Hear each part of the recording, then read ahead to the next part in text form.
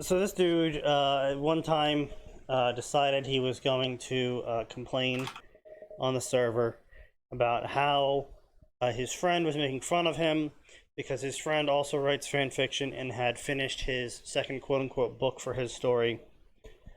And Athor hadn't even finished the first chapter of his story, period.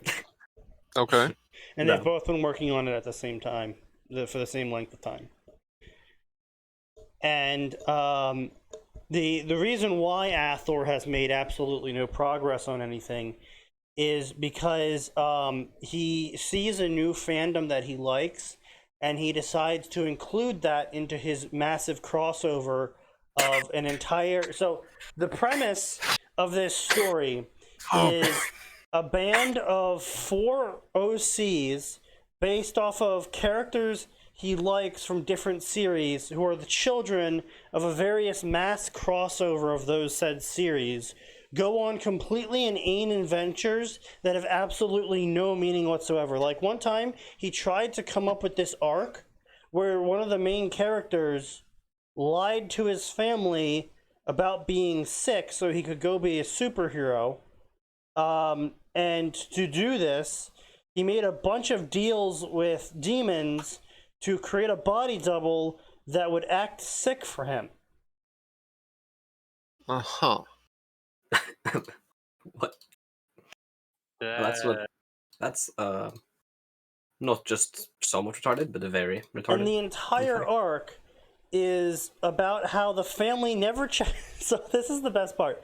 And so as he is explaining this whole thing, the entire arc is based around the fact how he made all of this preparations in case he was ever checked up on, but he never got checked up on by the family because the family trusted him that if he said he was really sick and couldn't leave bed, that he was actually really sick and couldn't leave his bed. And so they're like, okay, well, we'll just let him sleep, in peace. And so all of these demons then came to collect, and he had to go outthink all of them now because he was going to renege on the deal he made with all of them. That was the entire arc. That's fucking amazing. The main character made a problem for himself that he never needed to make a problem in the first place for. And what, by the way, it wasn't, again, this is according to the guy who's writing this story, is the main character who made all these deals to make up this fake sickness knows the family wouldn't check on him because they trust him. So it's not even a case of like miscommunication or anything. It's like he went out of his way to craft a lie for something that a lie didn't need to be crafted for. It's like, okay. Yeah, and that occupied him for a while, but generally he's just a dipshit who keeps coming up with stupid ideas and keeps trying to include more and more crossovers into his mega super giga crossover, and he keeps trying to create these ultra complicated family lines that integrate every single character from every single anime and video game he's played into one giant family branch, so his characters, the main cast, can have all of their powers. Amazing. Yeah, so you might understand now why he hasn't started his first chapter yet. Yeah, no, that explains everything.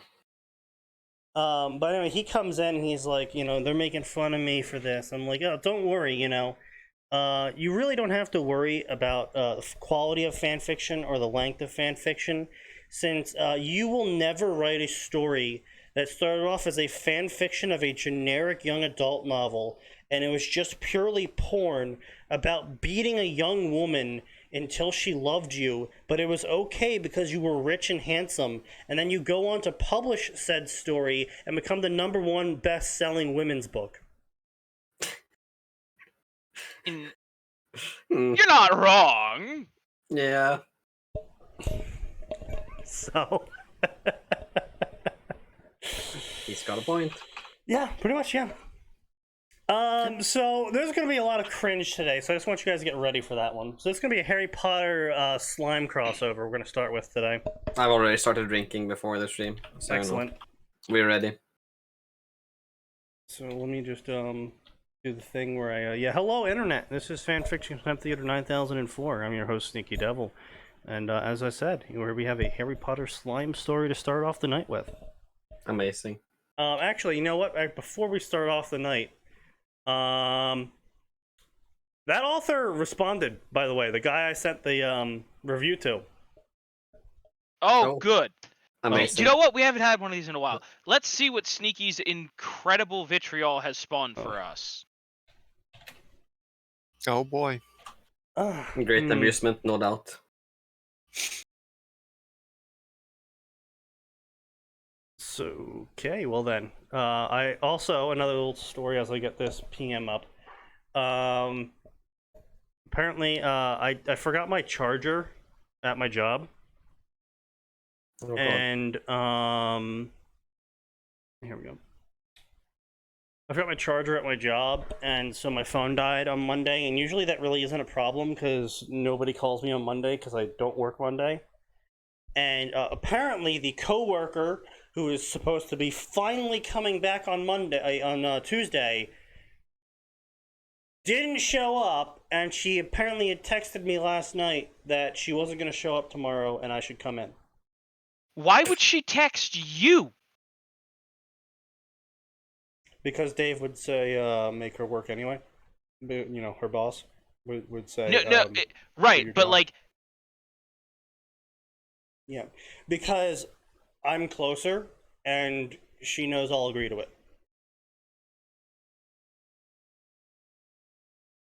So instead of texting the boss that she wasn't going to come in, she texted me first.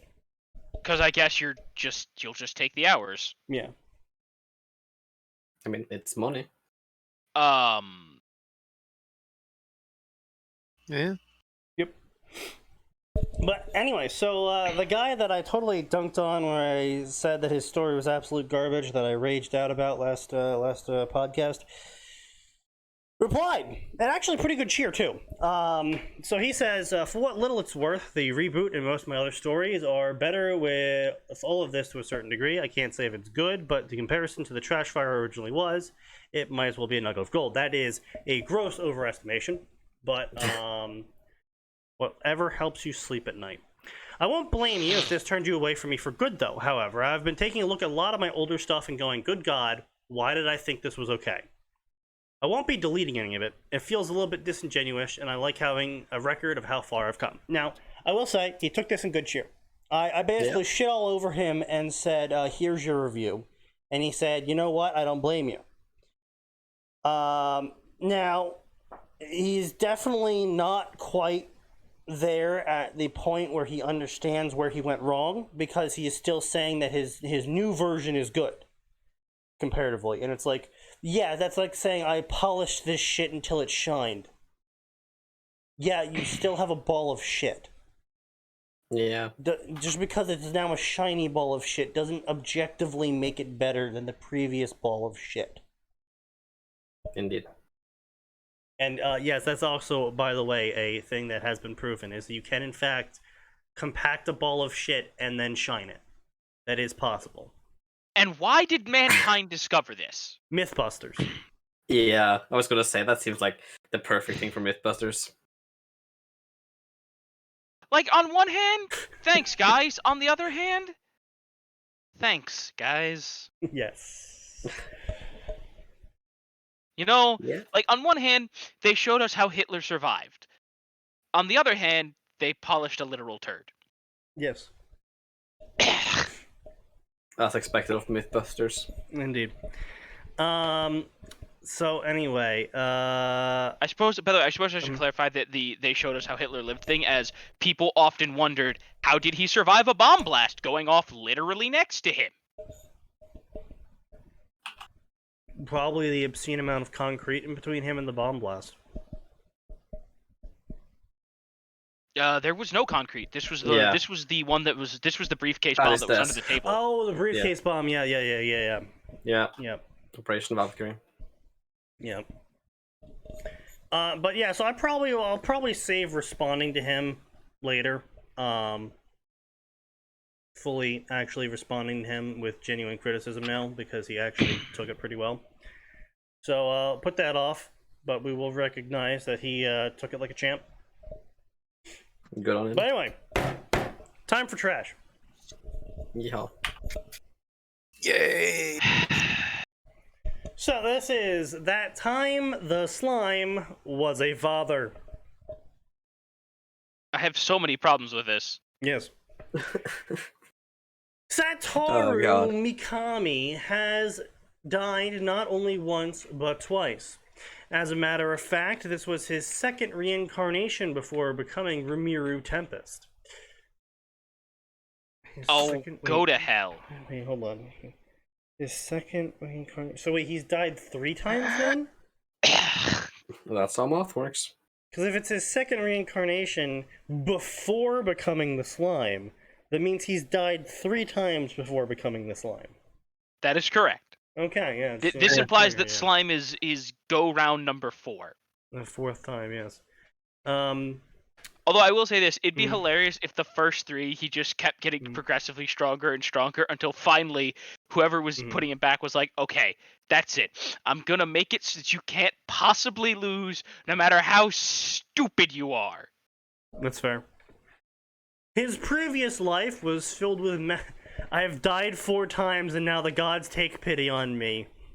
That sounds like an absolute light novel title. I'm like 80% sure I've seen that. There's probably at least a few Yeah, that have wait. been like, and the gods took pity. Hang on. Where the fuck do I have that? Oh no. Oh, I think I deleted my old bookmarks, but I swear I had a fucking That's like half of the isekai genre? No way, No, dude. I've never seen that before. yeah. No, but you know the concept of Konosuba, like, you know, you get to pick one of these superpowers. I read a light novel where there was 100 ones, and the man died 100 times and got all of them. That's not a joke. That is the sad Alright thing. Yeah, Kind of mad, to be honest. it was garbage. God So, accidentally murders a person and decides to give them cheats in reparation. That's not at all what we said. Yeah, Yeah. that's not That's not Thank even you. close Nexus. to anything that we said. Nexus reading or listening comprehension. Nexus audio Nexus. comprehension. Nexus moth being brain. So, The moth brain. And Look not at heavily understanding at all. taxed one brain cell. Yeah, He already Look, burned alright. it out figuring out how to get to Twitch. the magical light on the screen is too distracting. Indeed. His previous life was filled with magic and wonders. His name was James Charles Potter, the father of Harry James Potter. A chance for a father and son to be reunited, but things get in the way when a certain old man gets involved. Oh no, it's one of these. Wait, whoa, what the fuck? Sneaky, pull the ripcord.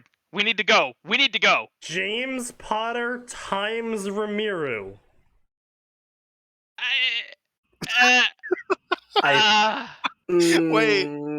Wait, isn't that self-cess then, isn't it? Yes. Yeah, Press- it would be. Press I- X to leave. What? I Why think is- it's used in a different connotation than the pairing. Yeah, but they usually use implies- the pairing tag. Yeah, I know it's fucking retarded. Yeah, See, Christ. now this is what makes me worried now, because the only other character on this character list is Harry Potter, which means that either they accidentally pressed the pairing tab or they meant to press the pairing tab with Harry. I don't want to think of Either either of these way, possibilities. I It's- Fuck really you. don't like where any of this is going. Yeah. This could go several directions. All of them are wrong. All Indeed. of them are wrong. These are all halal. Do you see this? There are 6 paths here. All of them lead to God smiting you. Heretic.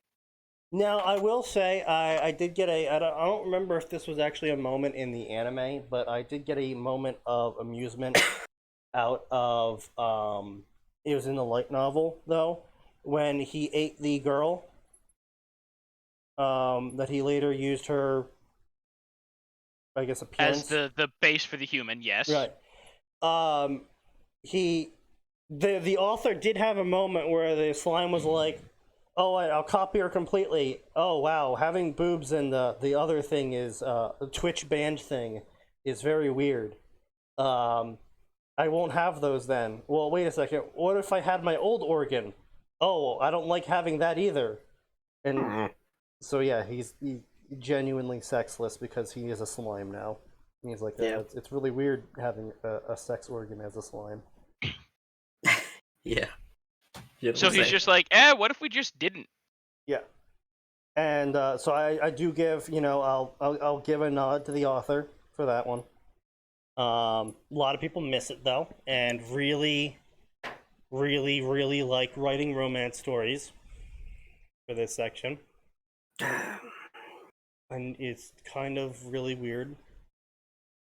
And yeah, don't say. yeah.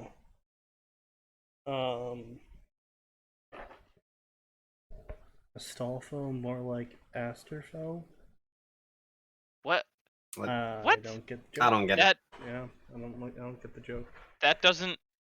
I'm familiar with a different version of that joke. Okay, we're gonna move on then. So there's 7 chapters with approximately 4,000 words per chapter. It looks. It's got roughly 265 favorites. So that's something. Author's note: I lost interest in the story The Irregular at Hogwarts. Oh no. One of these motherfuckers. It's one of these guys. Okay, let's just put this out there. Yeah. The Irregular at Magic High School is Yeah. not good. No, it's not. It's Imagine that. really fucking boring.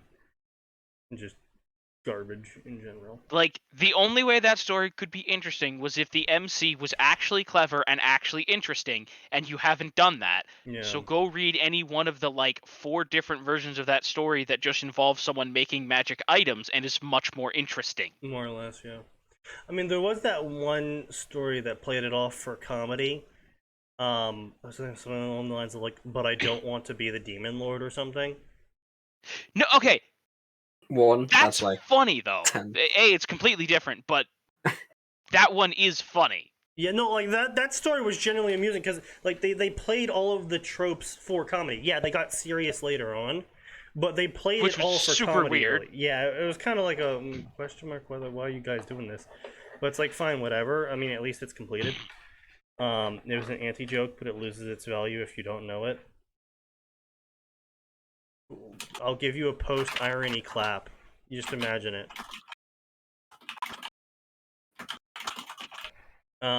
So Irregular just in general, is just it's unfortunately going to be used as an excuse now because people are like, oh well, this is an Irregular crossover, so of course the main character is overpowered as shit. And it's like, well, okay, well, you were going to write this overpowered as shit character anyway.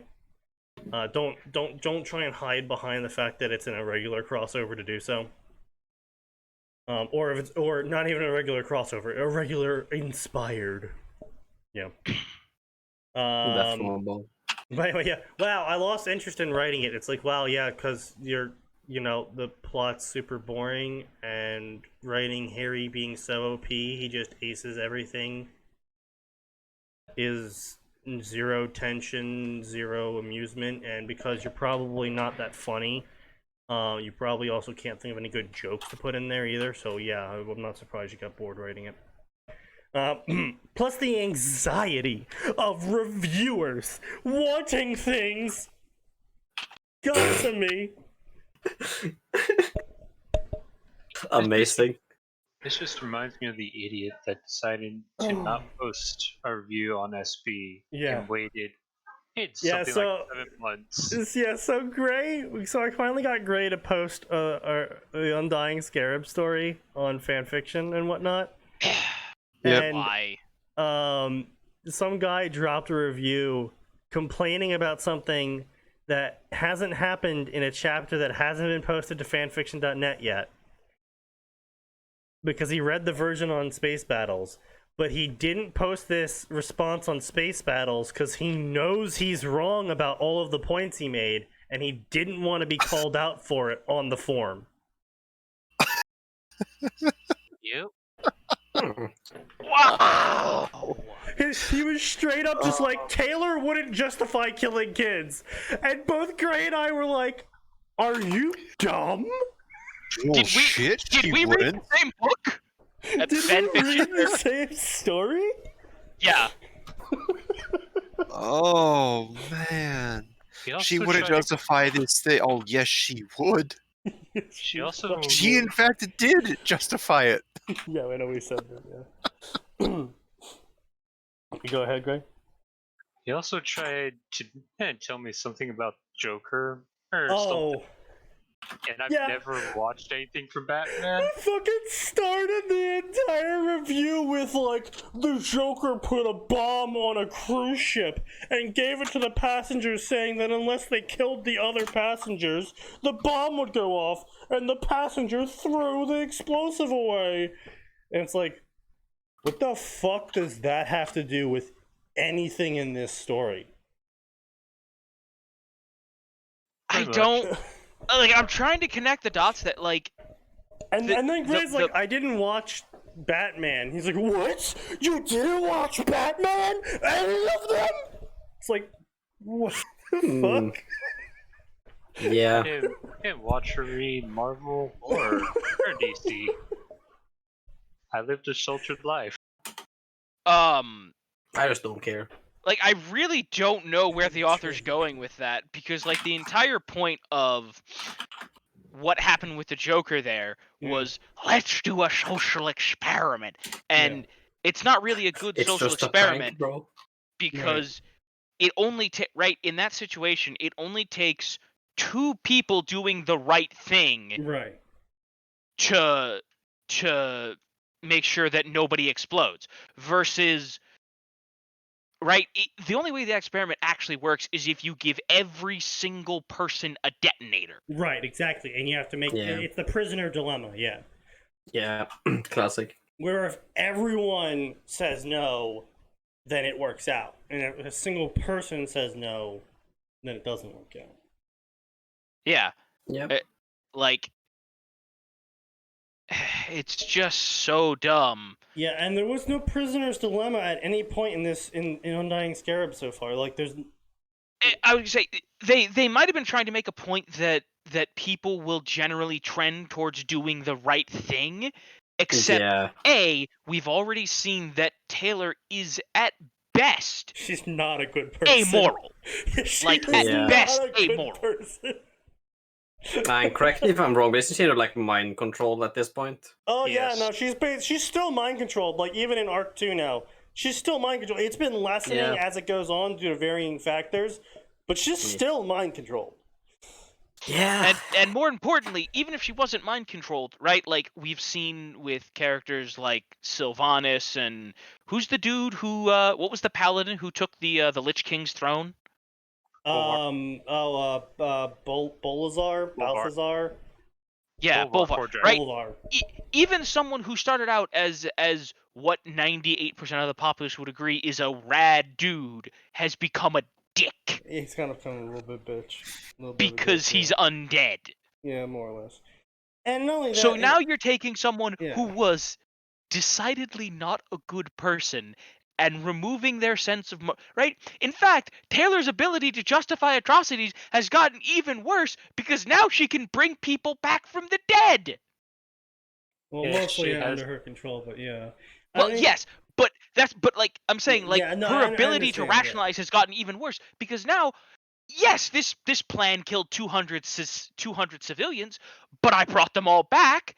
As ghouls, I still brought them back. Yeah. I mean, even then, it wasn't really even a situation that you could, like, have any sort of moral dilemma over. It was literally, well, either I incinerate the children and they die as painlessly as possible, or they get ripped apart by this undead horde. And then raised anyway. Yeah. So it's like, there is literally no moral choice here. There's one good option. Oh yeah, right, and then the dude responds with, but why didn't she bury them and then dig them up later so they could be protected? It's like, what? You what? She's like, she has elemental powers, why didn't she bury them? And A, she didn't have elemental powers by that point. That wasn't part of the review.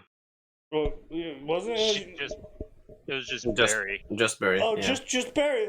Oh yeah, she'll just fucking grab a fucking shovel in the middle of a goddamn siege and just casually start digging a hole in the road to bury children. Wait, if she buries these children, how the fuck are they supposed to bring? Yes. I don't think he thought about that. I thought he was saying she can bury the kids because she's got elemental powers and she can make like a fucking like hole in the ground and hide them really quickly. Nope. But he was straight shipping like, all right, the undead hordes are literally right outside this tent door. I'm gonna quickly grab a shovel and just start digging. Yes, it was that dumb of a thing. Yeah. Oh, Jesus fucking Christ. God, I hate reviewers sometimes. No, please, Sneaky, tell us how you really feel. That one sounds like pain. Oh, God. Jeez. An interesting person for sure. I mean, ripped into him. It's not as bad as the newest guy that just posted on the Space Battles forum. It was like, why would Mal'Ganis stop using Fellfire against Taylor if it was so effective? Because it didn't look like it was effective to him. Like you, as the reader, know how much pain and damage it's doing to Taylor, but it's not really that obvious to someone that isn't the reader or Taylor. And like multiple people are trying to explain this to him. He's like, but that's a logical fallacy. What? You're a logical fallacy, reader. How about that? What? That logically brain dead. He's like, why did he switch to shadow magic? It was clearly less effective. It's like, yeah, he found out it was less effective when he tried to use it on her, and then immediately switched back to using Fellfire. But the problem is that he paused, used shadow magic, and was like, all right, now that she's incapacitated, and then she fucking shoots him. It's like, oh, well, now that he's lost his advantage of pressing her, she can now turn the tables because he thought the shadow magic would disable her. Yeah, Detroit. Indeed. It's just, I hate reviewers sometimes. I hate people who don't read the story more. I mean, I'll say this. Max and I were fortunate in our shit post. We've only gotten kind reviewers who were competent, who were intelligent enough to recognize a shit post. Hold on. What about that one guy? The one angry reviewer we got was because you're an asshole. Yeah, no, Sneaky, that is your fault. No. That one guy who was like, yes, make them suffer more. I want them to be tortured. No, he was saying he wanted us to torture Team Ruby. Yes, that's what he said. No, but I'm saying, like, no, people have been able to understand that it's a shit post. All of your reviewers were kind and nice, and they really enjoyed kind this. to us, you muppet.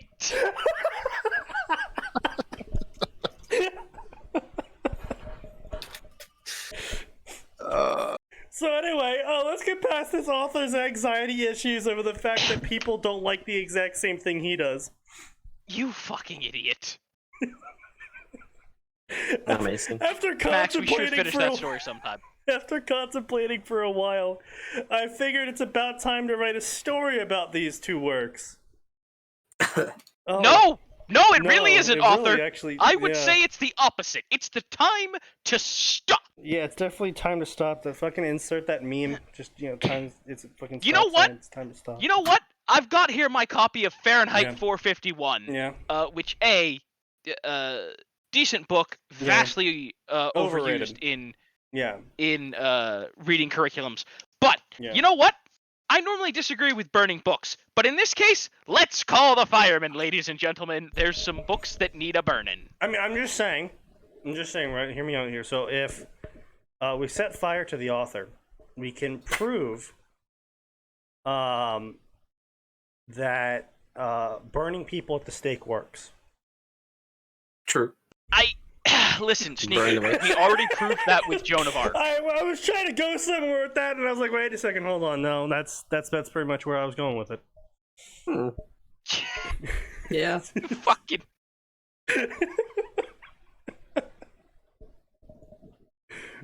What? Just saying, you know. I always knew Sneaky was like a bad person. Sometimes I get reminded of what a terrible person he is. Oh, no problem. I always loved this anime, and considering the inequality of the monsters in Harry Potter. Oh no.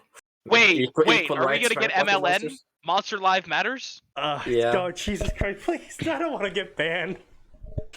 Oh, you have no fucking room to talk. No, look, of all the shit I say, of all the shit I do, that is the second most likely thing to get me banned.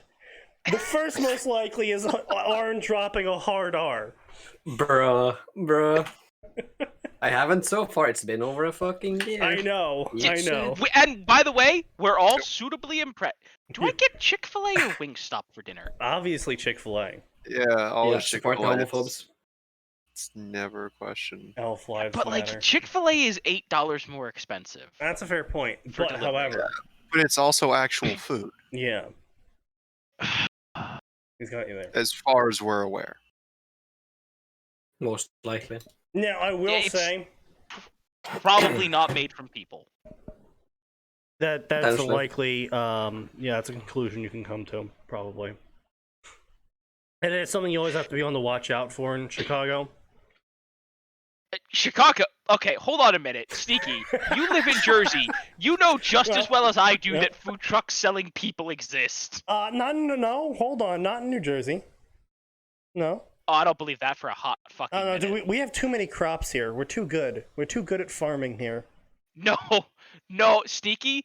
I'm convinced that there are food trucks that sell people, not because you need to you've got too little food, but because you've got too many bodies, just like Chicago. Yeah, this is fair. However, do consider the following. Ignoring Camden, Newport, Jersey City, we don't have... That's a lot to ignore, Sneaky! That's a pretty sizable chunk of the population! Ignoring everything that, Ignoring all the major population centers!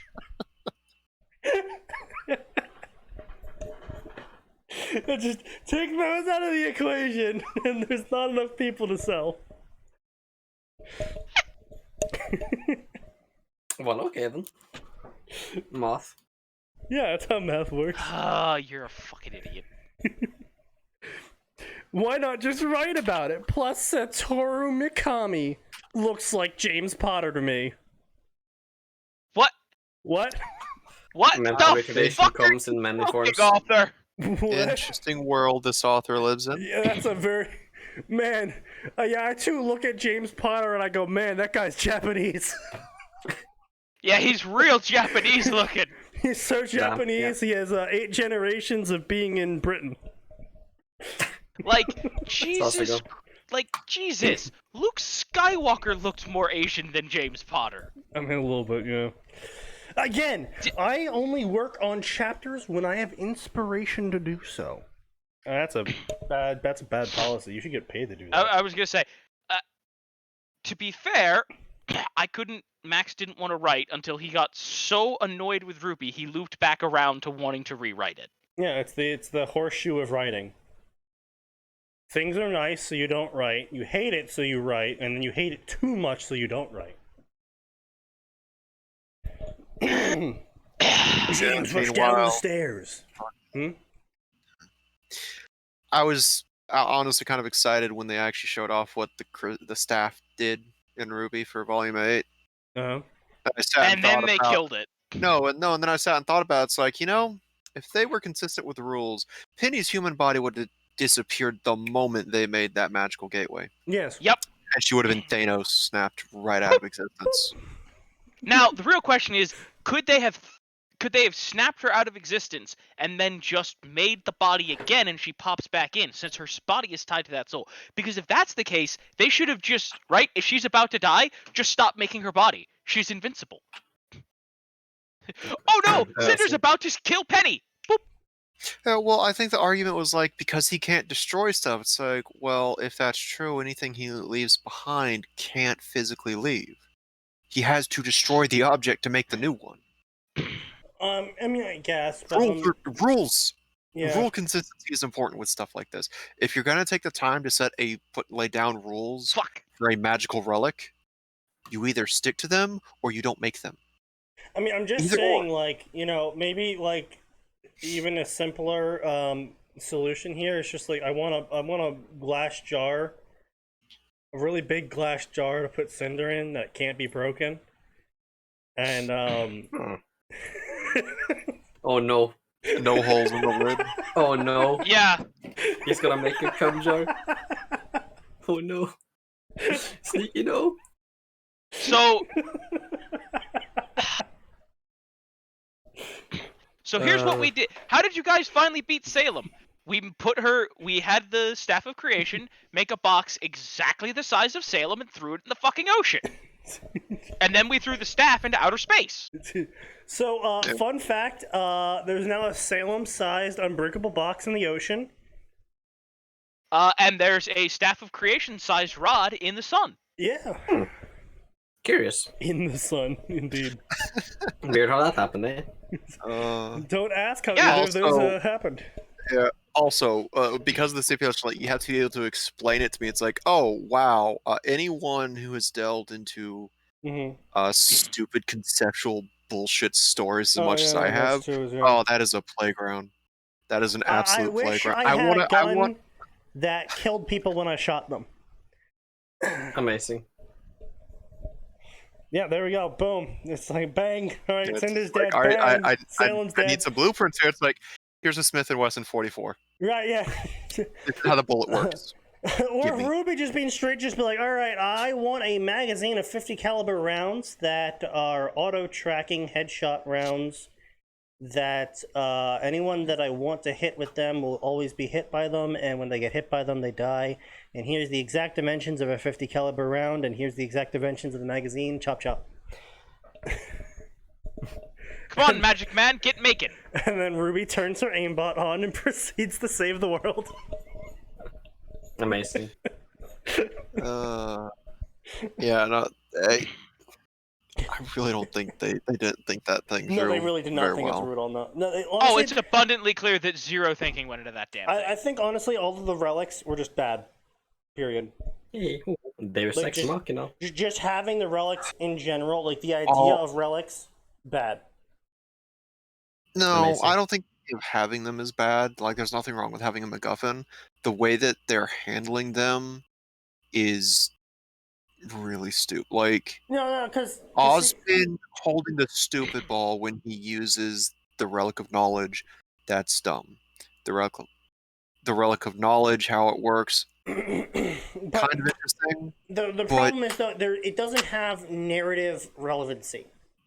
It was given narrative relevancy, but it doesn't have narrative relevancy. Why are the relics important? Because we made them important. Why did you make them important? Because reasons. Okay, well, what are those reasons? We don't have those reasons yet, but we'll make them up as we go. Oh yeah, no, you're right. They don't really have. Even now, it's like, well, why are these important? Just because we said so. It's not.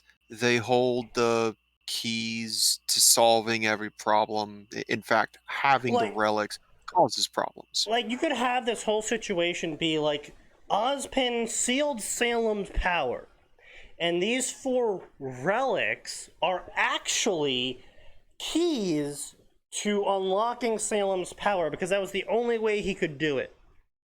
Why? Because we need to add tension to the story.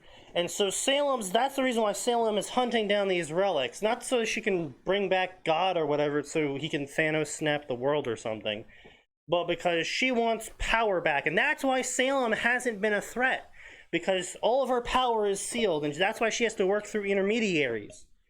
You know, like, wow, I just solved so many fucking plot holes with 30 seconds of trying. Oh, yeah, and then they show what Salem is actually capable of, by the way. She still has access to old magic. Oh, I know. She literally Why can the shoot death fuck beams of wind. Yeah, why has she Yeah. just been sitting on her ass for thousands of years? Because it wasn't narratively relevant until now. Like, Yeah. the old fan theories It's the were much more Galbatorix interesting where- situation. Yeah. Yeah, the old fan theories were great, where it's like, oh, maybe she can't leave that section of the Grimlands. Okay, well, maybe she's only as strong as a normal human. I mean, honestly, if anything... She lost her magic. Nope, still has that. Do what Monty did and take inspiration from other shit and pull a fucking Naruto with the Orochimaru's unbreakable four-corner ceiling technique. And replace the people with the relics that he's scattered across. And until all 4 relics are replaced back into their 4 corners, there's this barrier around Salem's castle that prevents her from leaving.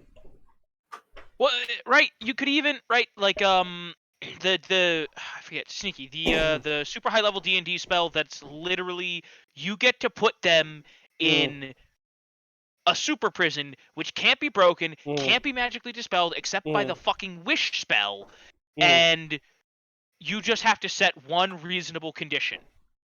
I believe that's just create dimension. No. It's is it in? I think it's imprisonment. Like, is it imprisonment or Yeah. No. Okay. Yeah. Okay. No. I remember what you're talking about. I don't know the name off the top of my head. No, because imprisonment has like 4 different variations, and one of them is Yeah. you trap them in an invincible bubble that can't be dispelled, can't be magically you have to have removed. a caveat to it though to make it, yeah. Yeah, and it has to be something that the DM deems reasonable. Like, Yeah. And it's there's so many fucking ways you can make Ruby just coherent. I didn't say good, just coherent. And like the Grim Elephants, this is something I was complaining about Orf today. Is the Grim Elephants. Yeah. They are apparently immune to 50 caliber bullets. When was that show? I mean, that probably was when they were investigating that city that died, Mount Glen. Yeah, Mount Glen. Ruby had lined up her sights on a bunch of elephant grim. Yeah. And Crow goes, "Don't bother, Ruby." No, not Crow. Oh, yeah, No, it that was was Crow. Oobleck. Oh, it was Oobleck? Okay, so Oobleck yeah, goes, Oobleck was the "Don't one with them in the bother, city, and Ruby. Oobleck's... You wouldn't even scratch them." And she's using a 50 caliber gun. Yeah, because the blah blah blah. The older they get, the stronger they get. Yeah, sure, fine, whatever. Yeah, but that means those Grim are immune to 50 caliber bullets to the point where it wouldn't even be a point in shooting them with it. Which means they're like fucking made of boron or something at this point. Yeah. And it's like, okay, so what does threaten them then? If a 50 caliber bullet wouldn't even make them blink, well, what's supposed to be a threat to them? 20mm bullets. Well, no, because 50 caliber bullets apparently effectively not even a 22 to them. Because you can still kill a human with a 22. 75mm. Does this mean that the elephant? Does this mean the term elephant gun is something else entirely different in Ruby? The term elephant gun apparently means an anti-tank cannon that you have to carry around on a carriage, and it's like a 150mm gun. Yeah, apparently. I'd be fine with that. Pack 40. Yeah, there's a lot of things with the Grim that, like, oh, these are cool ideas that then fuck up. Sneaky, yeah. You and I had a discussion, and I told you need to do this for your rewrite, which is take this speaking Grim that they introduced in Volume 8, make it the oldest Grim that existed before Salem even came to power. Like, it still remembers the Brother Gods, and it doesn't like her. Yeah, I mean, I was gonna. Know what they were? I was eating the Brother Gods out of this story, but yeah, no, I've actually started writing it. By the way, I'll send you guys the link if you want it. Yeah, make it older than when Salem came in. It's totally. I remember when we were free. I don't like you. Yeah, fuck you, bitch. So you know what they did with that in Ruby? No, what they did. Let me guess. He's a meat puppet. Yes, she takes humans and faunus and puts Grim sludge on them, and suddenly self-thinking, self-evolving Yeah, Grimm. Are you fucking shitting me? No, I actually know where That's where the this clip. That's yeah. where the clip of the reused Adam Torse model comes from. Yeah, So they're just shitty orcs. I actually have bad news for you guys about this. So I actually know where that came from. Yeah, shitty orcs. No, so you remember how the games we play had the Grim Dragon, and then Rooster Teeth used exactly the same description and positioning and everything of the Grim Dragon? They completely ripped it, because the games we play is unfortunately a very popular story.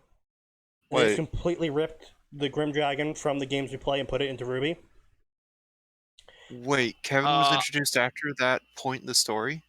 Yes. I haven't bothered reading the games we play, but for argument's sake, sure. There is another very popular story called My Abominable Monster Can't Be This Cute. And it's a story in where Salem takes the main cast, the entire main cast, so everyone who's named in this story besides Ozpin and Crow and Taiyang and all the parents of the kids.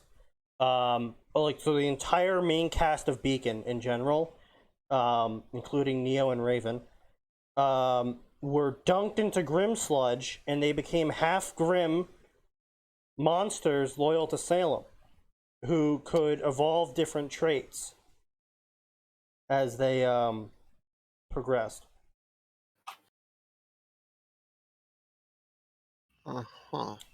That's kind of retarded. Yeah, no, honestly, the story itself is good if you just take it from a suspension of disbelief standard. Because it's highly amusing. It's a comedy story. Spoken from the idea that John tricked his way into this school, quote unquote, only to realize that he is not exactly going to the right school, shall we say. Hey, I probably shouldn't be in the combat school. I'm not ready for it. He's in the Grim school for Grim. Because it's taking it took extremely heavy inspiration from Rosario plus Vampire. Oh no. Oh. Well, that was odd. Oh, what happened? Oh, I missed everything you said after Comedy Story because my VPN had a heart attack. Oh, very cool. So it's a comedy story that takes heavy inspiration from Rosario Vampire. Ah. It stopped updating, by the way, but it was very popular when it was updating. I see. Yep.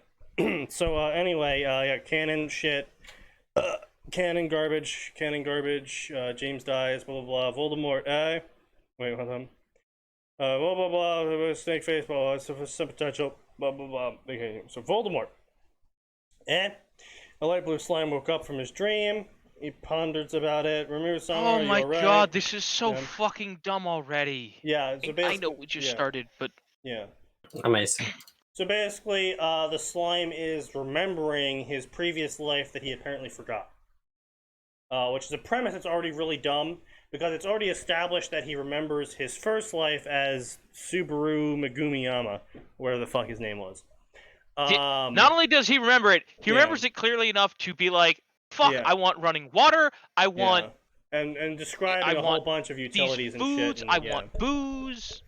But so apparently he just like completely erased the memory of his third life, apparently, according to the author's summary, of being James Potter. And just now, after accomplishing all of this power that he now has in slime, does he remember being James Potter for some reason? Amazing.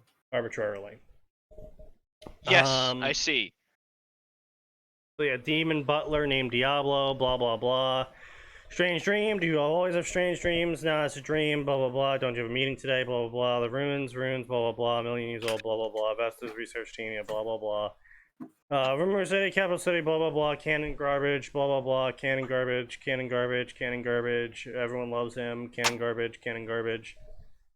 There's a... Nah. My name's Rimuru, and everyone in the village wants me to get a dick so they can suck it. Pretty much. Yeah. My name's Rimuru, and I would be sexually harassed if I had sexual organs. And even without them, I still pretty much am. Yeah, but he doesn't have the whole sexual thing going on inside his head anymore, so he can't. No, really... but he apparently still likes titties. I mean, that's fair enough. Based. I'm not saying he shouldn't. I'm just saying, like, despite a complete lack of sex organs, he still is like, yes, let me sit under these massive titties. I mean, you know what? Yes. Yeah, it's true. Man of culture, I see. Not a slime of culture. There's only so much you can forget. Yeah. You know, the good things in life. Blah blah blah blah blah blah. I mean, Remy doesn't have to be a slime to sit under some woman's titties. He just, he's that small normally. Bruh. Doesn't he do that already? He wishes. No, actually. Occasionally I do. Oh yeah, you just go up to random women and slam your head into their tits. No, I have this thing called Friends, Sneaky. So you sexually harass one your of them. friends? No, actually, she's into it. It's fine. In fact, she asks me to. That's not a lie. It sounds like a lie, and I'm really digging the whole. I Without the appreciate defense that- you're getting, it's probably a lie. It's probably No. a lie, everyone. Yeah. I know Well, this believe sounds whatever you want. unrealistic, but just stay with me. Like legit though, it is not a lie. I was gonna say, I mean, there are a surprising number of female friends in my life who are totally open to just cuddling and getting a little handsy. Like, yeah, Exactly. I unfortunately, Yeah. I do have to believe Remy on this one because I Yep. did have one girl who did take some form of enjoyment out of calling my name out, and then when I would turn around, she would face slam me with her breasts. Based. you see, Sneaky, that was her last attempt to try to get through to you. Yeah. No, I think she just had fun doing it to people. Fair enough then. All the power to her. Yeah, I guess. Anyway, so yeah, a bunch of canon garbage that no one really cares about. Blah blah blah. Evolved goblin. Yeah, a bunch of more canon garbage. Teleport. Canon garbage. Strong magic residue. Gangster sage. Canon garbage. Blah blah blah. We really don't care about this shit. So just assume that the author is writing all of this incorrectly. Or either they're writing it incorrectly or they're rewriting canon effectively. No one really cares. So anyway, he tries to poke something, I guess, or whatever, and then magic starts blasting out everywhere, and everyone's like, "Oh my god, what's happening?" And then he disappears in a flash of light or whatever. All right, so now we get to the crossover part. Earth, Great Britain, Gringotts, June 4th, 1992. Within a bank, an old pale goblin sat on his throne. His name is Gringotts, the ancient goblin king of the king of goblins in the wizarding world. All is good today, Gringotts said to himself. And by the way, he absolutely exists. What the that's okay, that's just amazing writing right there. Holy fuck. Observing each monitor carefully. What monitors, you might ask? Well, there are there. You know, they're there now. Listen, sirens. goblins have long been an enlightened race that uses no less than 3 monitors. I mean, yeah, obviously. Based. And I mean, not only that, they also figured out how to make electronics work in a magical zone. And wizards don't do it because they're just dumb. I mean, to be fair, Exactly. this is the magical group that decided that shitting themselves was a great option. I mean, that's true. That's what, that is fair enough. Then toilets are too good for us. We're just gonna shit ourselves on the spot. Indeed. Oh, Rowling. Then sirens rang in the halls and in his throne room. The Goblin King stood up from his throne, knowing all too well what those sirens meant. Impossible. How could this be possible? I've made sure our teleporter is shut down for good. Because you see, in reality, the goblins are not native to Harry Potter. They're actually from the slime universe. And and here I thought we were gonna suddenly move to So I'm a Spider Now What universe. No. Nice. No, that's for later. And now on top of that, The author is literally saying that goblins evolved by becoming white. Oh, not a good look, author. Based. Well, that was a thing to come back to.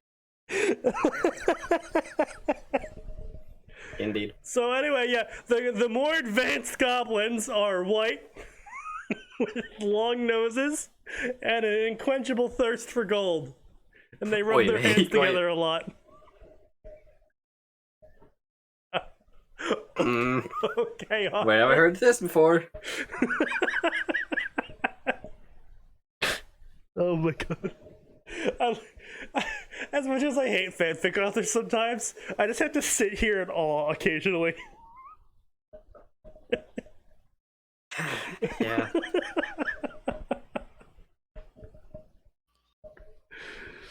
That's certainly something. Oh god. So the doors burst down. Rushing in dawn, then adamantine armor, my king, the teleporter room, a demon lord is within the compound. Gringotts gripped his hands. Oh no, a demon lord. Hand rubbing increases. The whole reason why they left. How can I profit from this? To be free from their rule, send every guard we have. We must not let the demon lord into the human realm at all costs. He ordered his soldiers.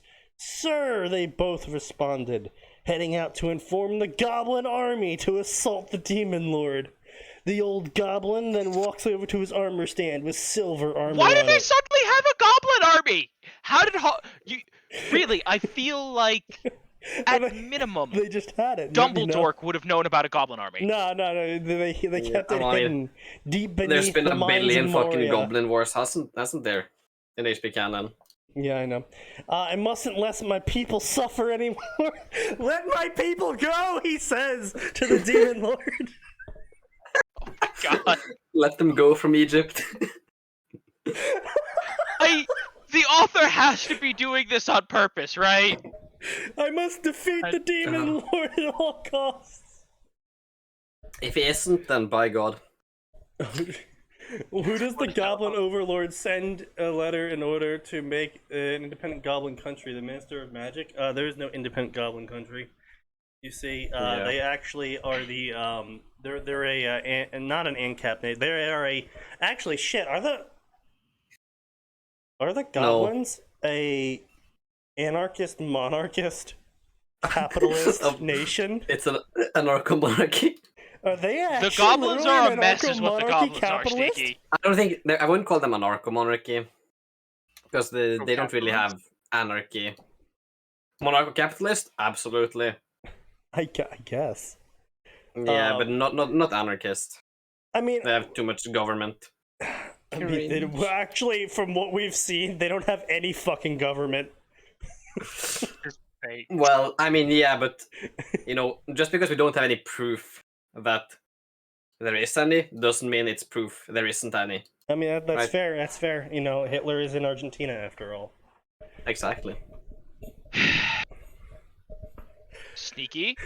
What? We all know Lupin III proved that wrong. Oh, yes, of course, my bad. Rimuru woke up after the violet-haired wicked Oni called out his name. Sean, what are we going? What's going on? I do not know where we are. We must have teleported. Oh, it seems we're in a workshop. Yes, we're in a workshop. Alright, roll call. Cheyenne. Rimuru, here. Diablo, here. Ranga, here. Gabriel, the dragon newt, here. Alright, that's Rimuru-sama. There are enemies coming. Ga, Zoe, I didn't know you came with us. I sensed something was off. I merely came with you to protect you. That's kind, but as my bodyguard and butler, the task falls to me instead. Diablo? I don't. Okay, so I guess it's just like one of those comedy conversations that happens a lot in Slime. Where Rimuru kind of just AFKs while everyone shouts at each other about how much they love Rimuru more than everyone else. Yeah. That amazing comedy in Slime. The truly high comedy. High quality bar of Yeah. Everyone arguing how much of a dick they want to suck. Indeed. Blah blah blah blah blah blah blah blah blah blah blah blah blah. Enemies have shown themselves. Strange, these beings look like goblins, but they're white. Rimuru-sama, stand back, we'll handle this. Indeed, these worthless creatures will die. A demon, impossible, they can't exist here. How can they be on Earth? Earth? The slime was like, wait, hold on. Rimuru-sama? What? Halt, don't go any further. Get his shit all? Is this place Earth? Yes, this is Earth, the goblin replied. Then what country are you in? What? You're in Great Britain, demon lord. Why do you want to know? Wait, absolute galaxy rainbow. Like, kill him? Yeah. Hold on. What country are we in? Oh, well, obviously we're in Great Britain. God praise the Queen. Sneaky. That's needlessly reductive. You're right. Sometimes it's God praise the king. I forgot to sip my tea first. Hey, come on now. You can't be racially sensitive to the British, dude. I mean, look. They've The made British... well, great. Why are you surprised about a Mortal Kombat movie? They've made like 4 now. They're all garbage, by the way. Oh, yeah. But everyone figured that out. My name is Rimuru Tempest. I am the Lord of the Jura Tempest Federation. I'm also a demon lord, but you already knew that. Tell me, Lord Rimuru, what's your business here? Ah, see, now they're trying to make profits out of us.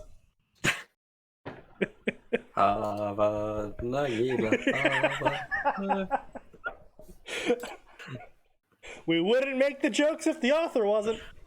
Exactly. So blame it on him.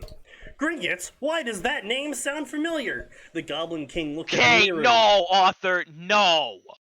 What?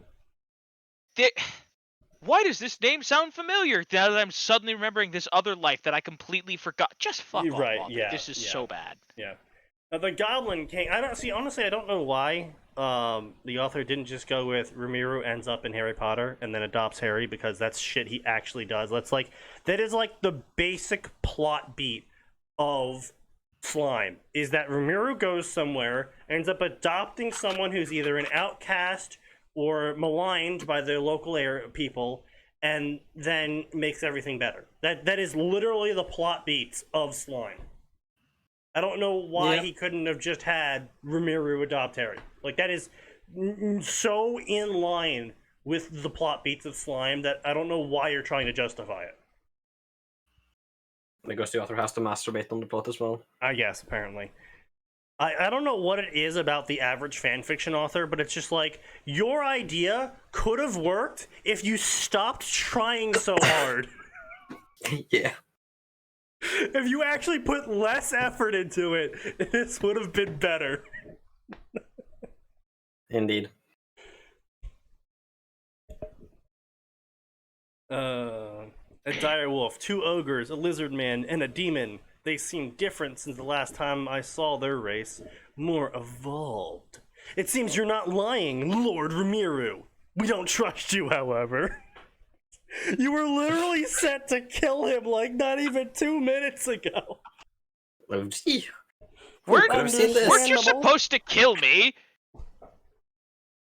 Understandable. Gringotts. I am King Gringott of the Gringott Goblin race. I've been the founder of Gringott. Wait a minute! Wait a minute! I am They King define Human of the themselves humans. by their bank as their race. Ooh, boy, author, you are just Hello, yes, welcome to spicy the and White beat the Bank. ball. Goblin King! I don't get why you're both confused with my title. Show some respect to King Gringott. Gringott. Gringotts. More like cringe. Stop! Cringe nah. It seems we need to be better acquainted with each other before we do anything. Agreed. I have many questions. I have a place where we can all talk to each other. Oh, we should go there then. I can't agree with you more, King Gringotts. If your subordinates will follow me, we can be acquainted. The entire Goblin army and Rimiru's group left the workshop. Wait, hold on. How big is this workshop? Very, apparently. It's 1 hour for workshop. To a suitable Also, there's place fucking writing. for proper Jesus Christ. conversation. That's a magical ass workshop. That's what that is. Apparently, it just gets bigger and bigger as the more people crawl into it. All right. Do you guys actually want to see where this goes? This is so Kinda, yeah. At the same time. I do and I don't. All right. We'll list this as completed, and then we'll put the next chapter up for Boogaloo. Yeah, sure. Oh God.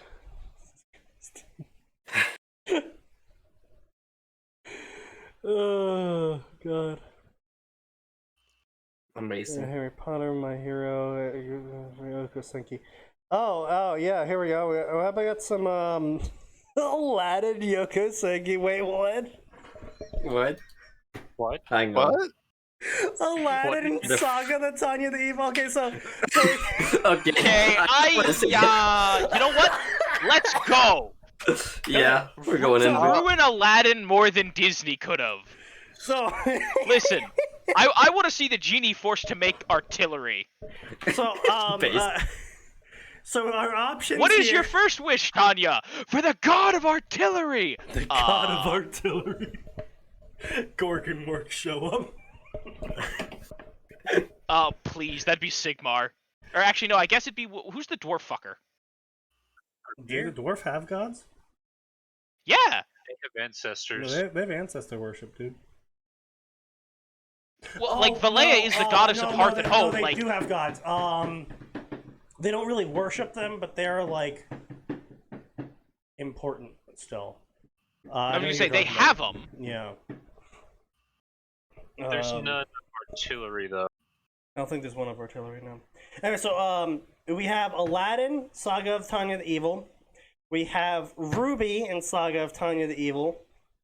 And we have, Familiar of Zero and Saga of Tanya the Evil. Oh, God. So, what do you guys feel like getting read? Give me Aladdin one.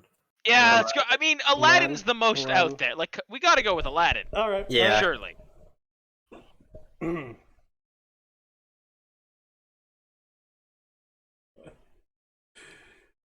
Okay. So, Aladdin.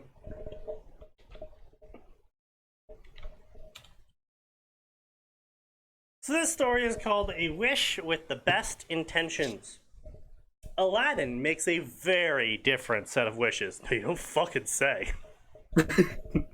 Oh God. He doesn't want to be a nobody without a family anymore, and he's got the perfect wish to do it too. Too bad he doesn't foresee the deadly results it can cause as he gets more than he bargained for.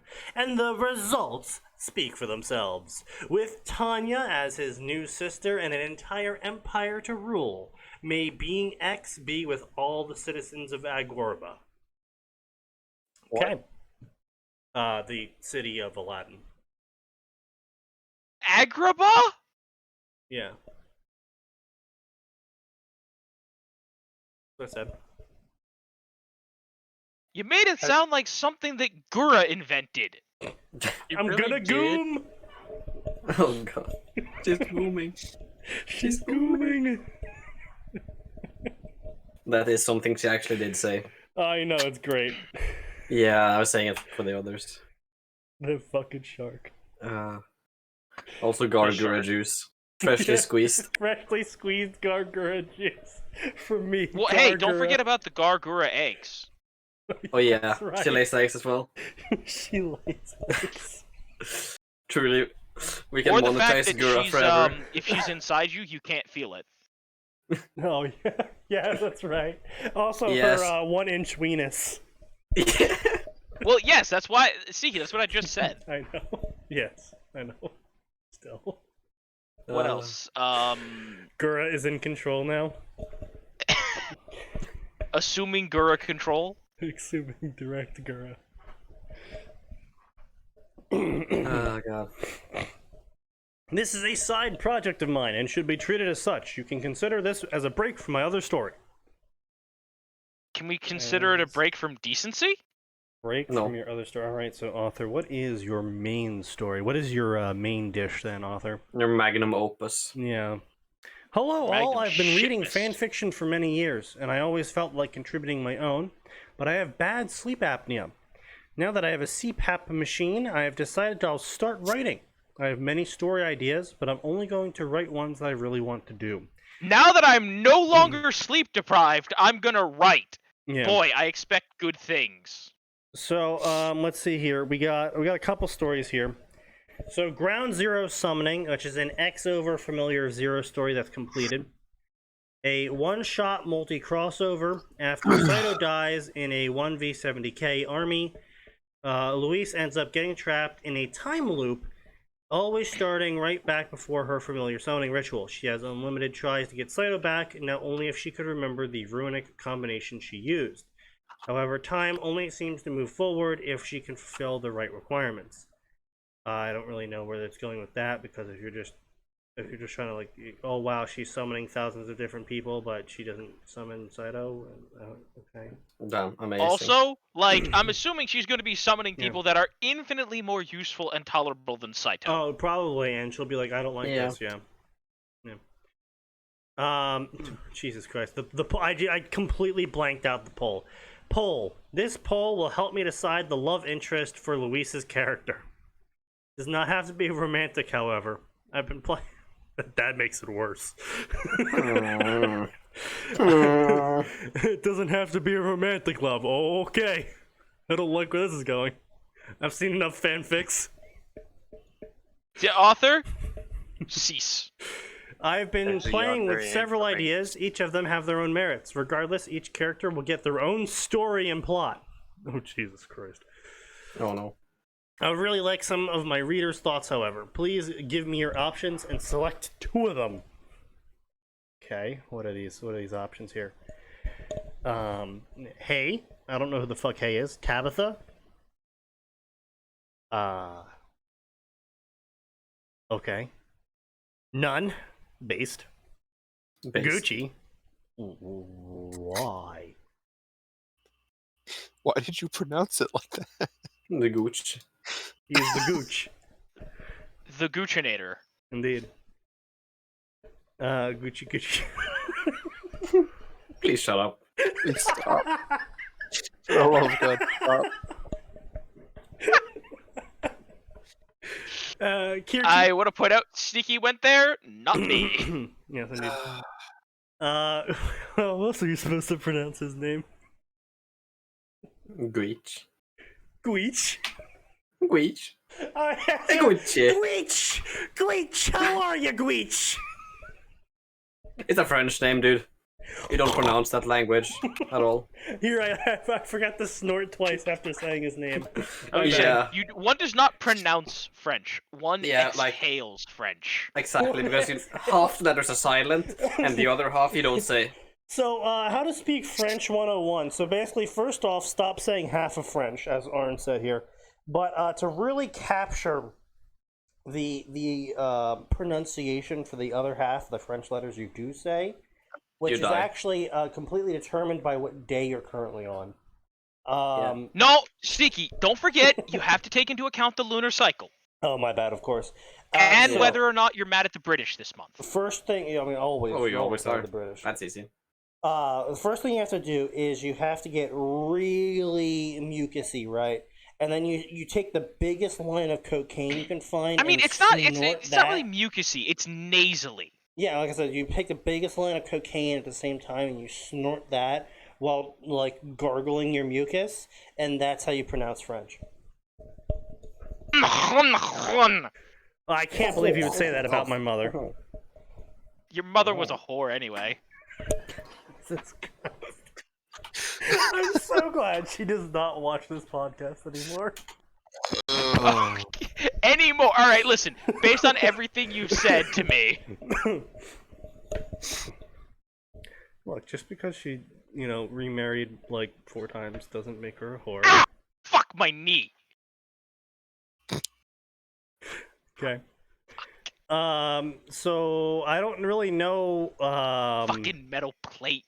What exactly is supposed to be the main story, but I guess let's see. So he posted this on October 28th of 2020. So I can only assume that the only other story that happened before this one that isn't completed is I Summoned My Aunt, a Yu Yu Hakusho Familiar of Zero crossover. What? That sounds kind of awful. Not gonna That lie. sounds terrible. I don't understand that title. Yeah, Karen the Heavy Wind is very worried for her daughter Louise as she is about to perform her summoning ritual. Karen follows the rule of steel as law. To break it would be unthinkable. Tragic memories of her past, however, may cause her to doubt her decisions. Karen's elder sister Genkai failed her summoning back then after all, didn't she? And it looks like one of them is summoned and apparently is related to Louise. So I'm going to assume it's going to be this one since it's the elder sister. Yu Yu Apparently that's what Hakusho. the poll is for.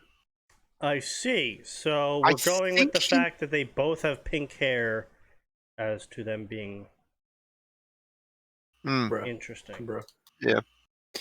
Alright then. Spirit detective in Japan. I see. And Luis summons her.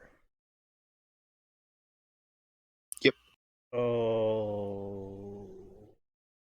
Okay. I'm not really sure how this would make for an interesting story, but alright. You see, because now she can finger gun all the bad people to death. I guess. Aladdin was a street rat. Blah blah blah blah blah blah blah blah blah blah blah blah blah blah blah blah blah. Bread, fruits, blah blah blah. Quite later, blah blah blah. Girl home abandoned, condemned house, beautiful. They all went perfectly. Good to be true. Guards rushed in. They tried to flee. Turns out there was Princess Jasmine. She tried to free him. He was taken away. Street rat was executed, blah blah blah. Aladdin is off the deal for freedom. He'd be entering a cave that went to wear a moon lamp, blah blah blah, cave, blah blah blah. Skippable intro, recap that. Okay. So so here's the thing. The author literally added in a line break saying you can skip this entire section of the story. Wow. Well, And that's then great. included that section of the story anyway. So if we can skip that section of the story, why is it in there? Immersion. I guess. I can't believe Yeah, you this. really wanna get Aladdin into the yelled lore at of no one in Aladdin. particular. And he rubbed the lamp. Hello, who are you? Gina Lamp, that is. Wow. Way to reduce fucking Robin Williams to a single line. And so the genie did a crazy magical music number. Oh. That entire scene is reduced down to a single sentence. Efficient, if nothing else. Man, I can't believe the disrespect Robin Williams is getting right now. Well, maybe he wasn't dead. Blah blah blah blah blah blah. I need time to think, but I swear it's a homeless family who likes to hate you will be free today, and so on thought blah blah nonsensical wishes.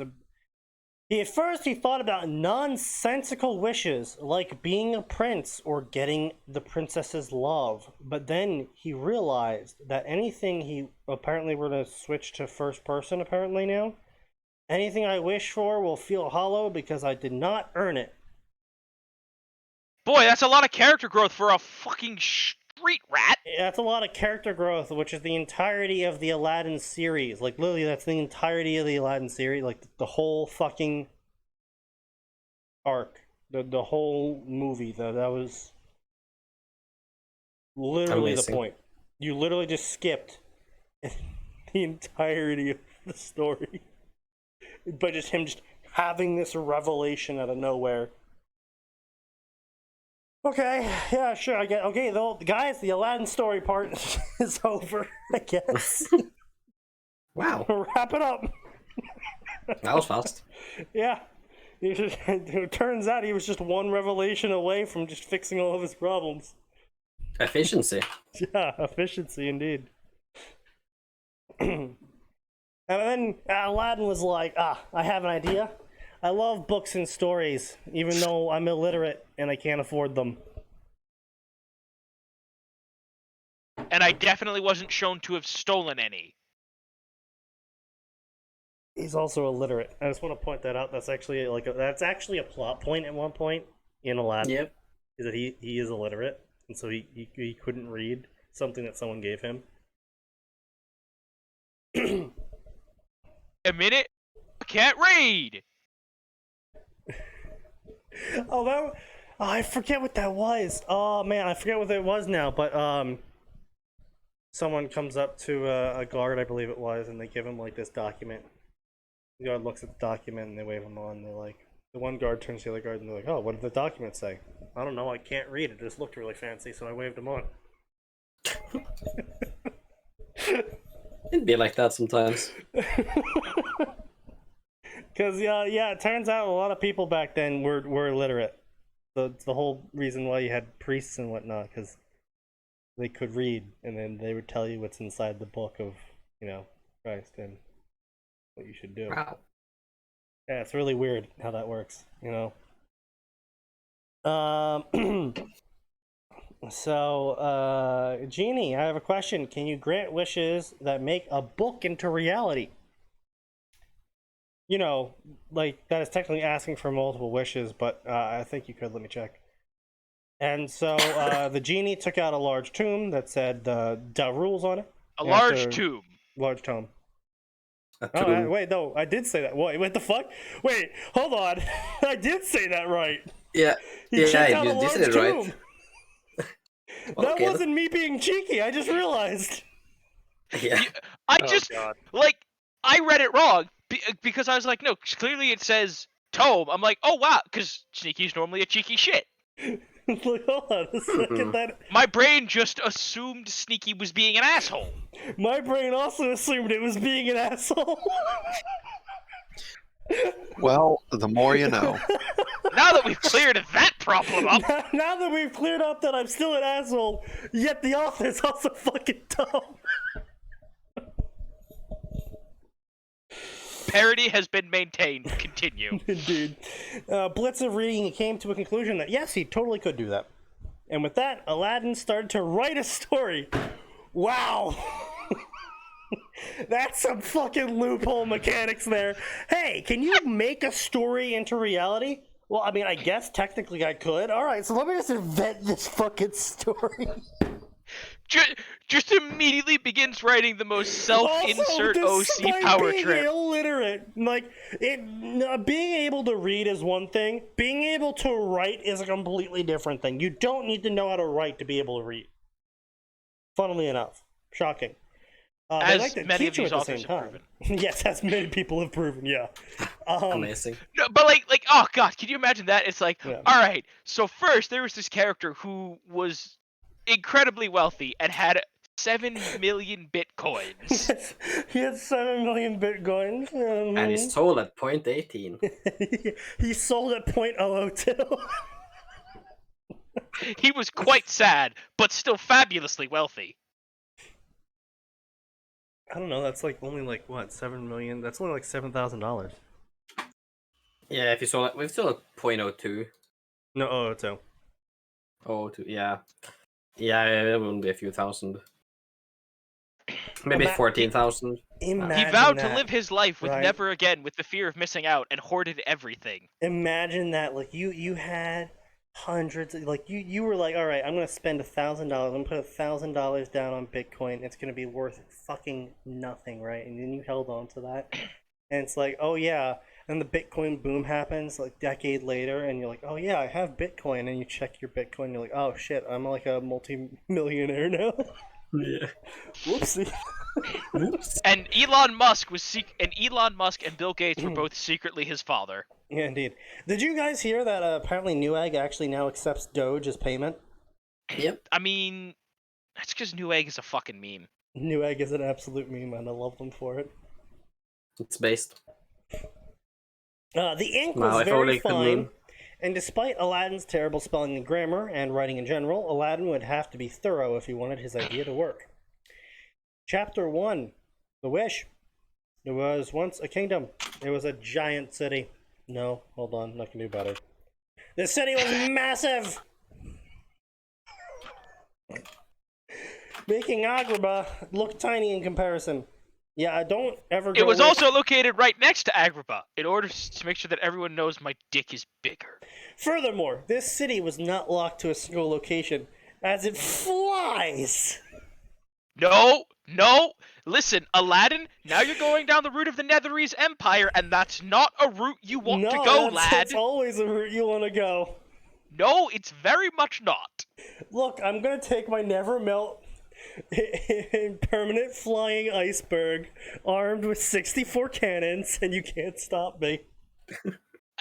That's true, I can't, but God can, and he will. If the Netherese Empire proved anything, it was that. That's fair, yeah. That's true. Still, something people wouldn't like to notice, if only as a myth, Al thought. Perhaps the city did not interact with the people below very often, and only cousins of the royal family with special status could trade secretly with those below. Oh my god, this really is just the fucking Netherese. What else? Maybe the city was magical!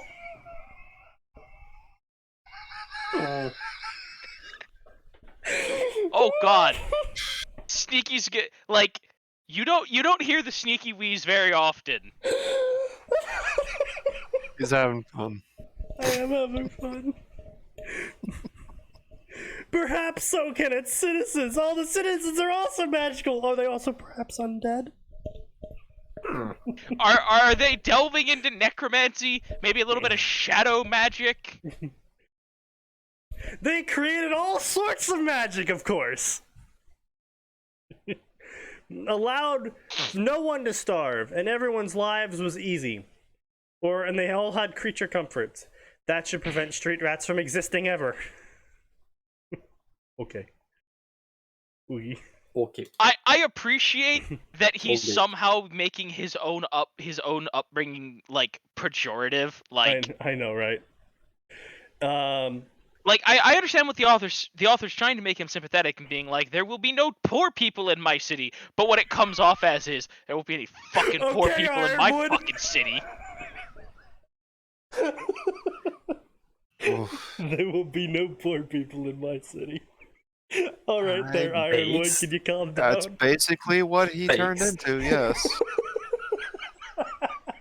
Just gonna sacrifice 3/4 of Atlas's population to prove a point.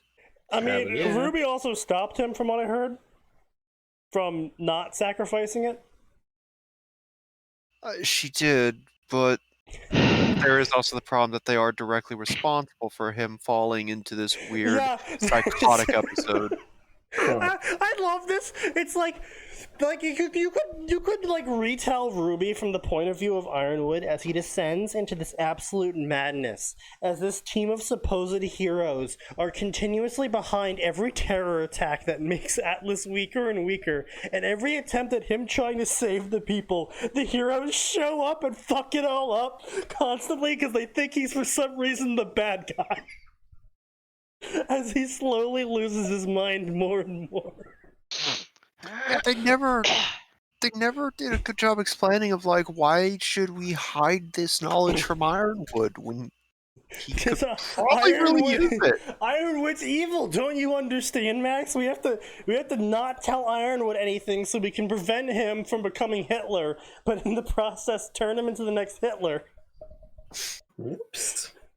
James Ironwood was just a man who was right about his paranoia complex.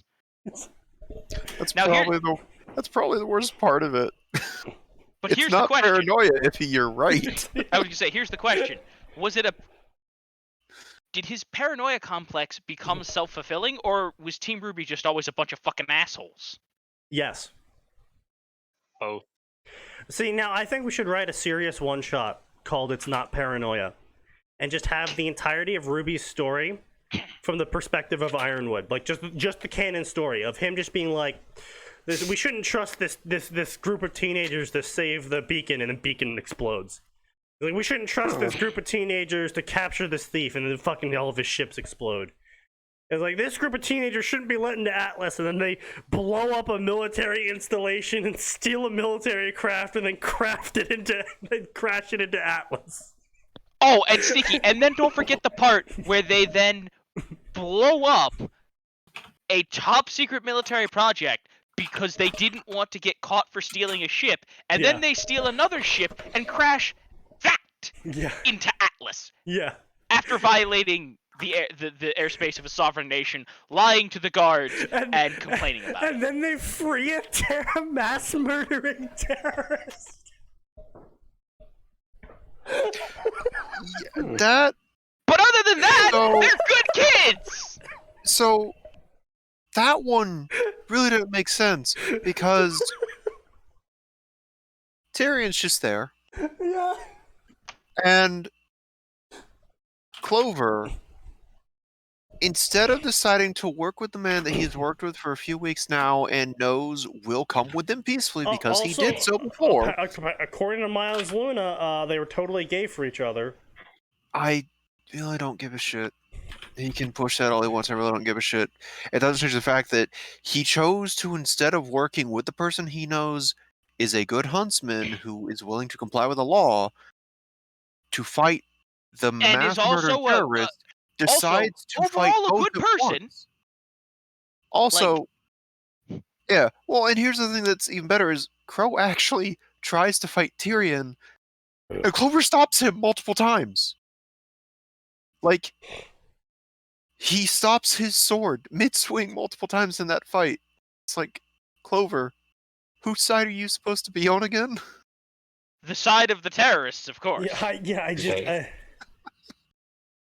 There is so much that I just absolutely like. Oh yeah, let's go help these literal terrorists do terrorism and then blame Ironwood for not trusting us after we just helped terrorists perform terroristic acts.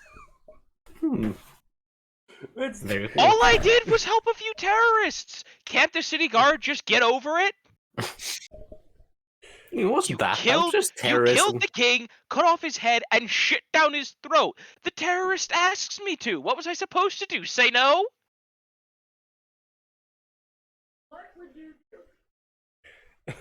well. Hey, Adam, this one's for you. Wait, what? Who's come for me? I'm gonna send you a meme. No! Yes, I'm sending you a meme.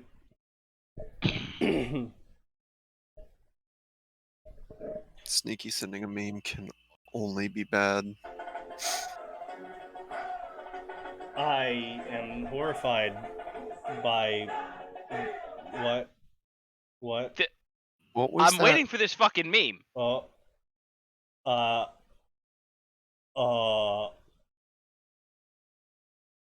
Sneaky. Sneaky Okay. Prox. Sneaky, what the hell did you look at? Well, first off, this one. Second off, this one.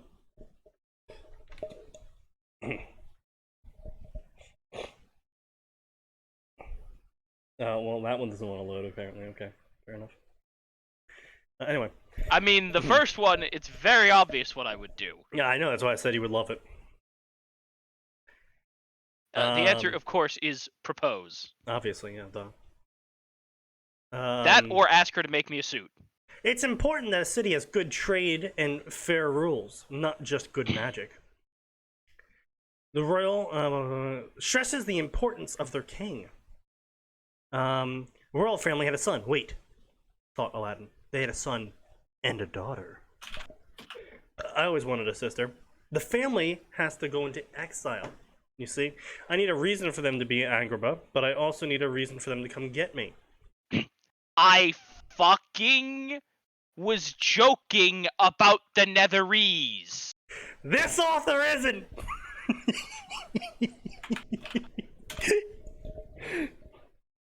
Like, I have to know if the author did this on purpose, or if this is just, they just somehow accidentally plagiarized the entirety of the Netherese saga. Well, you see, there was a sickness, Atin.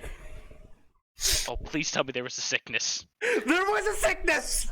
Oh my Yeah. god! There's. No, no. Coronavirus? No, like, okay, for people who haven't, like, dived deep into the lore of D&D, which I don't blame you for in the slightest, this is... It just has to be plagiarism. Oh, this isn't even like blatantly like, oh, I'm coming up with the original story. This is straight just shit fucking, he's just ripping it. This is... Hey, can I copy your homework? Okay, but don't make it obvious. Yeah, basically. The citizens demanded the royal family leave in order to protect them. Luckily, magic was potent and prevented a grand majority of the deaths, giving one more reason for the citizens to love their king that granted them all the magic.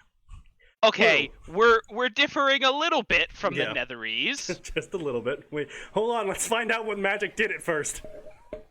Oh boy. Don't want to harm my future subjects, said Aladdin. The city's magical power could last without the royal bloodline for 30 years, but the royal line must always return to the city to keep its magic going. But the royal heir... God. I know. Sneaky, what was the actual timeline for the Netherese with the guy in the city, with whoever was making the fucking city float? Yeah, it was about a generation. Once in a generation, yeah. The royal heir was lost somewhere on the ground, and magic could confirm he was alive, but not where he was. Furthermore, the sickness lasted over 15 years! That covers most of my life so far. Hopefully that should make the story more plausible, he thought. So when the sickness was cured, and no more sick cases existed, a search was put out to find the remaining royal family member to return to the prince. They will need some kind of trained force to protect them. Oh, and they must rescue me from my life as a street rat. So the kingdom sent their best mages, their kingdom's very powerful self-defense force, to find the young prince. Oh no. Yes. JSDF. The self-defense force, which is a very aggressive form of self-defense. Yes, the IDF. I would say, Defense Force. Listen, I'm gonna blow up. I'm pretty sure Tanya is the single most aggressive version of self-defense that's ever existed. It's preemptive self-defense, don't you know? Yeah, exactly. My subordinates are all war-crazed! Proceeds to commit 13 war crimes before the age of 12. Terrorizes all of her subordinates into following every order she ever issues them. Also commits a shit ton of war crimes. Is shocked when her subordinates are for some reason unfathomable to her. Now war criminals! Gee. The only one who isn't a war criminal is Serbrikov, and that's because she's too busy, like, I don't know, pseudo-parenting / being in love with Tanya. Oh no, she's totally a war criminal in the later novels. She's like, absolutely. Mass murderer. Yeah, she's still the worst. Hold on, I'm reading the latest light novel, and I don't. When does she get to war criminal? Oh, she hit that point already. Yeah. What are you fucking on, man? I don't remember. Like, I guess she did take part in a couple of the war crimes. I guess that just has a different definition of what violates the Geneva Convention and human rights. Exactly. Okay, first of all, the Geneva Convention doesn't exist in this world. I know. It didn't Doesn't exist mean it yet. can't be violated. Doesn't exist here either. Hey yo. Hey, you. I can't violate what doesn't exist. Nukes Geneva. What are you gonna do? You can't unconvention the Geneva. I mean, I was gonna make a joke about violating Sneaky's dignity, but yeah, that too. I don't have that. Yes, Exactly. that was rather the point. Being that I immediately shouted about nuking Geneva, I'm pretty sure. I think we've passed that point, lads. Geneva deserves it, honestly. Let's be real there. In Roblox, of course, obviously. Really doesn't. Look, there are places much more deserving of erasure from the map than Geneva, namely California.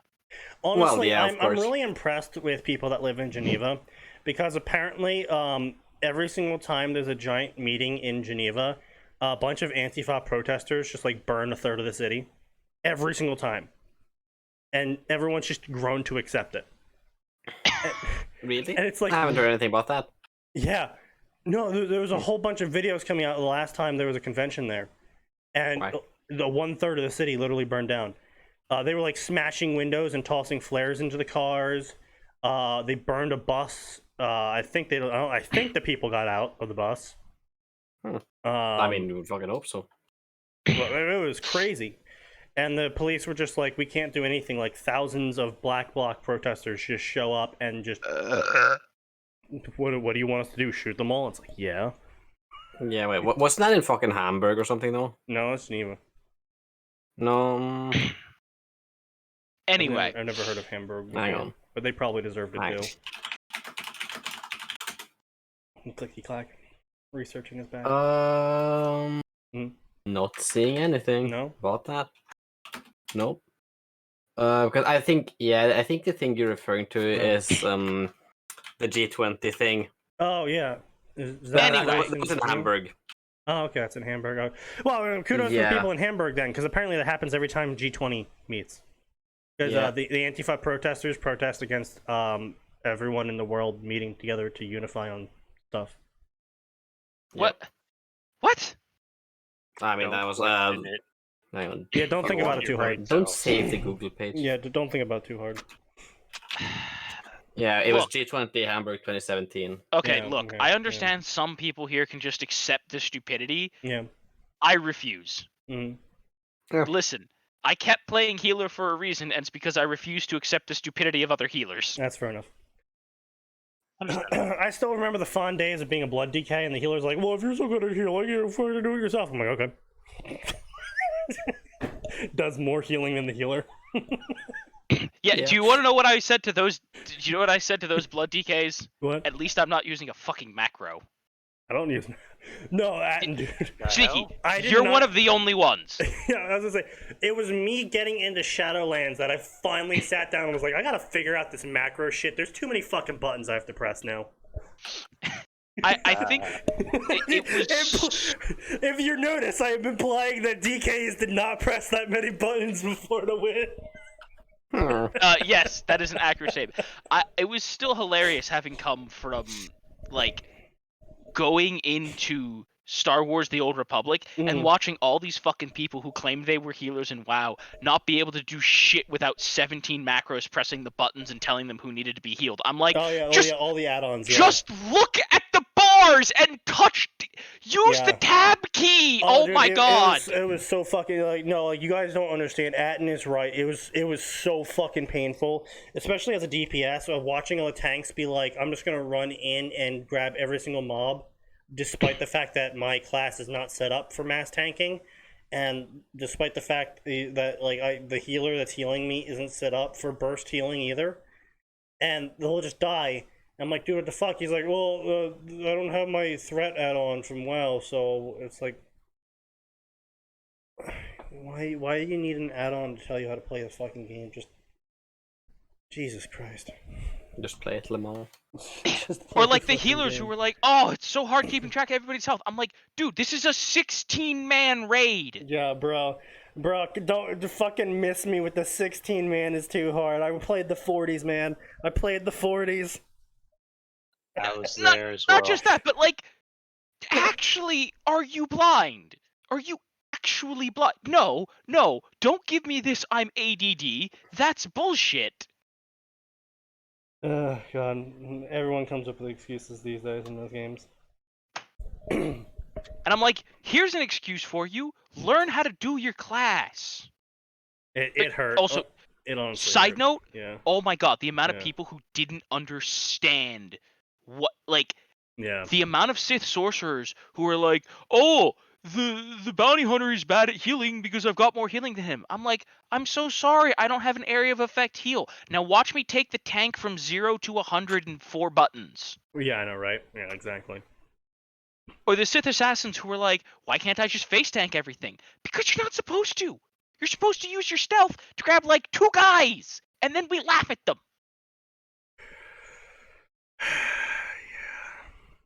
It hurt. That was one of the biggest reasons why I ended up dropping it, because I just could not do a single fucking dungeon. Could not do a single dungeon. Like, oh god, there were just so many people. Like, I liked the story. I liked the companions. Yeah. Just Hell, I loved the gameplay. Yeah. There was some stuff that was okay, I'll admit, both the Jedi Knight and the Sith Warrior were just fucking WoW clones. Everything Yeah. else was sufficiently different to be fun. The healing, it was amazing having differentiated healing groups. I mean, not only that, it's all the nerfs they did on people. Like, we have to nerf the bounty hunter into the fucking floor because people didn't understand you're not supposed to fight a bounty hunter one-on-one. Like, no shit. Like, yeah, if you as a Jedi are running at a bounty hunter and he just is able to do his entire rotation on you, yeah, you're gonna die. Like, at least the Jedi, or not the, what were they, the Mystic ones, the Consular, Consulars. At least the Consulars were smart enough to try a stun. Yeah, like the thing is, if you prevent the bounty hunter from doing his rotation, he dies. Like, that's how it was at the beginning. Like, if he did his rotation, you died. If you prevented his rotation by either getting too close to him, because they were all range based and they had a minimum range to use them, you died as the bounty hunter. Right? And Wow. and this was right, and one of the key features keeping this balance was the bounty hunter didn't have any kind of knockback. He didn't have any kind of disable. Well, okay, I know. Well, I mean, I guess you got the concussion missile, but that was PvE strictly. Yeah, really. But yeah, and not only that, all the Jedi had fucking leaps. They all had some form of leap, and it's just like, just don't be stupid. Just don't run at them. Or like, okay, do you see the bounty hunter healer? Don't focus him. Yeah, right, exactly. Because guess what the bounty hunter healer's gonna do? He's gonna press his bubble, he's gonna pop his charge, and then he's gonna laugh as he pops a relic and takes like 1% of the damage you're dealing. Yeah, it hurts. It hurts. People just didn't know, and now all the classes are the exact same. I will never stop being upset about that. You know what? Fuck WoW Classic. Give me Knights of the Old Republic. Give me the Old Republic Classic. Genuinely. I want the hacking back. I want to get infinite money again. Yes! But like, I don't even care about that. I want to play a useful fucking single target healer. Yeah, it hurts. Yeah. Anyway, so he's just straight up ripping off of them. Yeah. To a hilariously blatant degree. Look, if this isn't actual literal plagiarism, I will eat my socks. So yeah. Anyway, so Aladdin writes this entire story. Aladdin had the best of intentions, but he's not a storyteller. They had major flaws and discrepancies. Like the fact that he should have written they recovered or found him instead of saved him. Still, his idea just may be creating a monster. Genie, I'm ready to make all my wishes. Wow, Al, you might be the fastest master at making wishes I've ever had. Genie, I have a plan. I think I will start my plan by reassuring you of the fact that you shall soon be free. I've heard it before, kid. The masters I've always had swore they would free me with their third wish, but did not out of greed. Well, see, this is another thing, is that all these stories of like, oh, well, they never used the third wish to free me. It's like, okay, well, if you stop fucking people over so they had to use their second wish to defuck the first one, maybe they would have used their third one to free you. Well, to be fair, at least from what we see of Robin Williams' Genie, he does not do that. I know, but what I'm saying is the general stereotype of... Because clearly, Genie says, I've had other masters, and they've all refused to free me. And he does actually fuck over, what's his face? Mufasa, Scar, Jafar. Jafar, there we go. Well, no, he fucks over Jafar because Jafar is a bad... He doesn't fuck over... Right? Like, based on... but as far as we can tell... But typically, people probably aren't that good of people who find the lamp, because they're all in a desert nation still. So probably not great that people found the lamp. And so I can only say that probably if you stop fucking people over, they would stop using up all their wishes to defuck their life. I would just say, right, and I'm like... just throwing that out there, like, I'm not going to say it's not entirely because of greed, but... Please consider the following.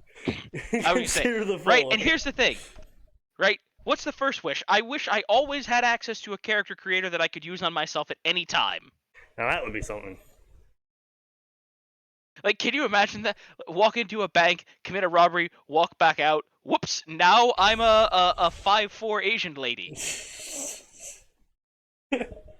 Oops! They found that one. Now I'm a 6'2" bodybuilder. I'm sure, yes. Whatever you dream about, being Asian ladies and being bodybuilders, okay?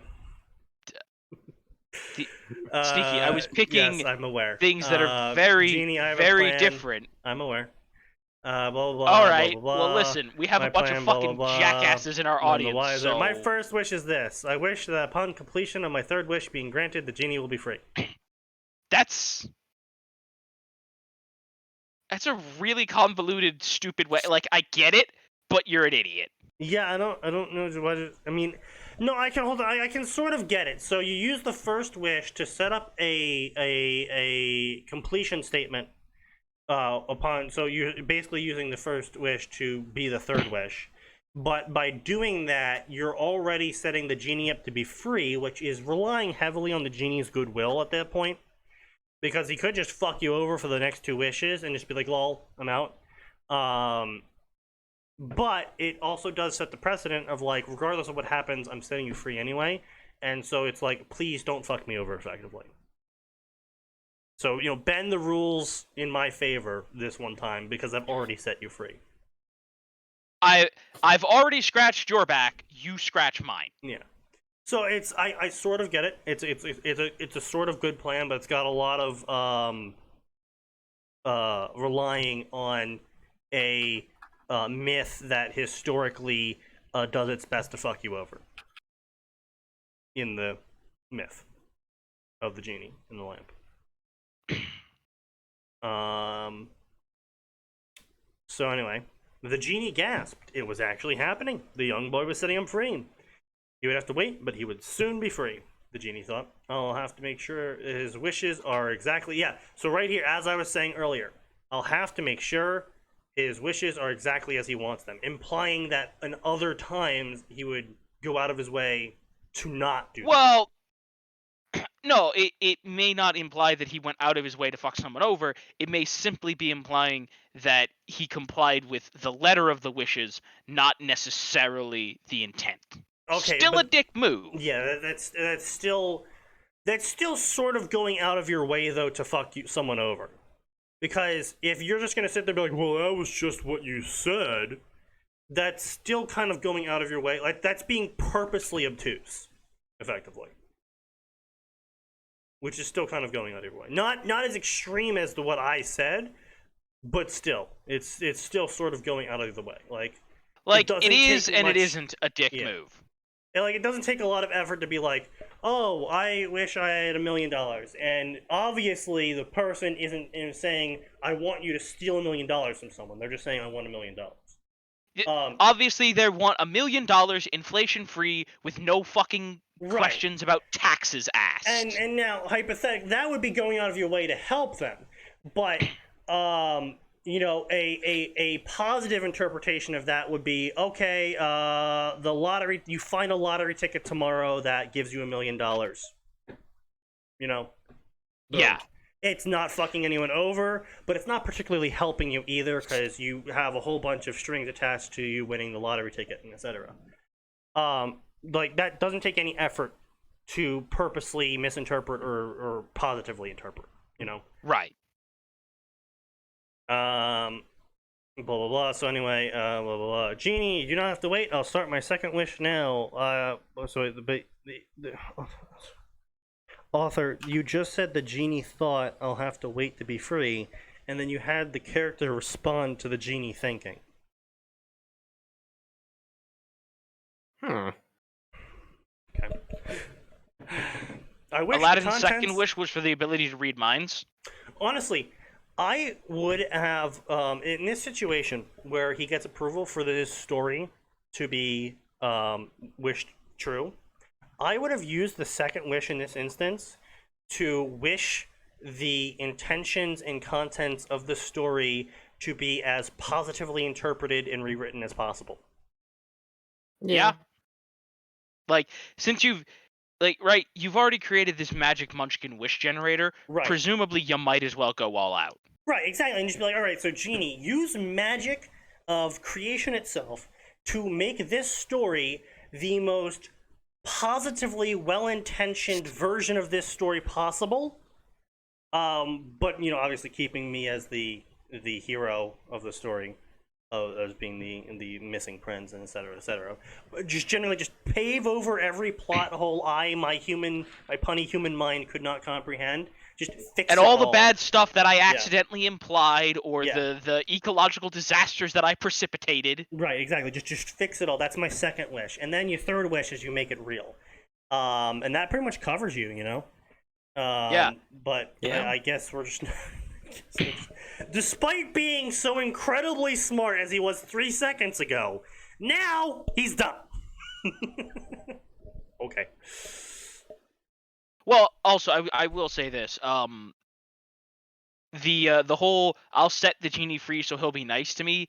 Yeah. Depending on which interpretation of the legends of the genie that you but are. But that's what I was saying, though. You know, it's incredibly dependent on the person you're setting free. Goodwill, which might not exist. Well, not just their goodwill, right? But the like whether or not they're a genie who was imprisoned because they're a terrible fucking absolutely, yeah, exactly, blight on humanity. Right.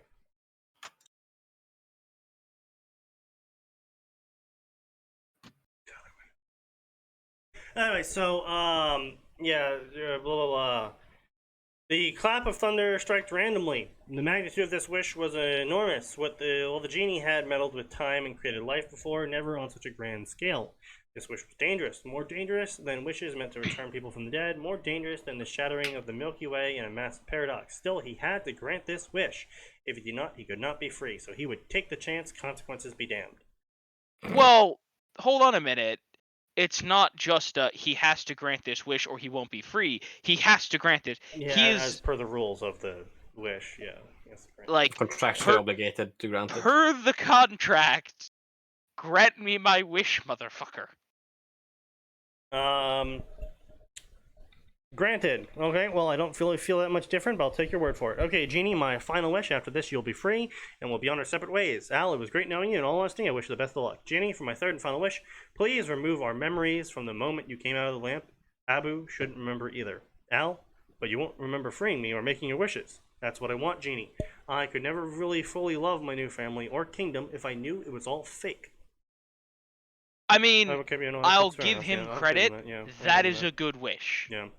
I don't see why you couldn't have combined the two, you know, by writing in part of the story of, like, obviously he wouldn't have needed to wish his story to be true if his story was true.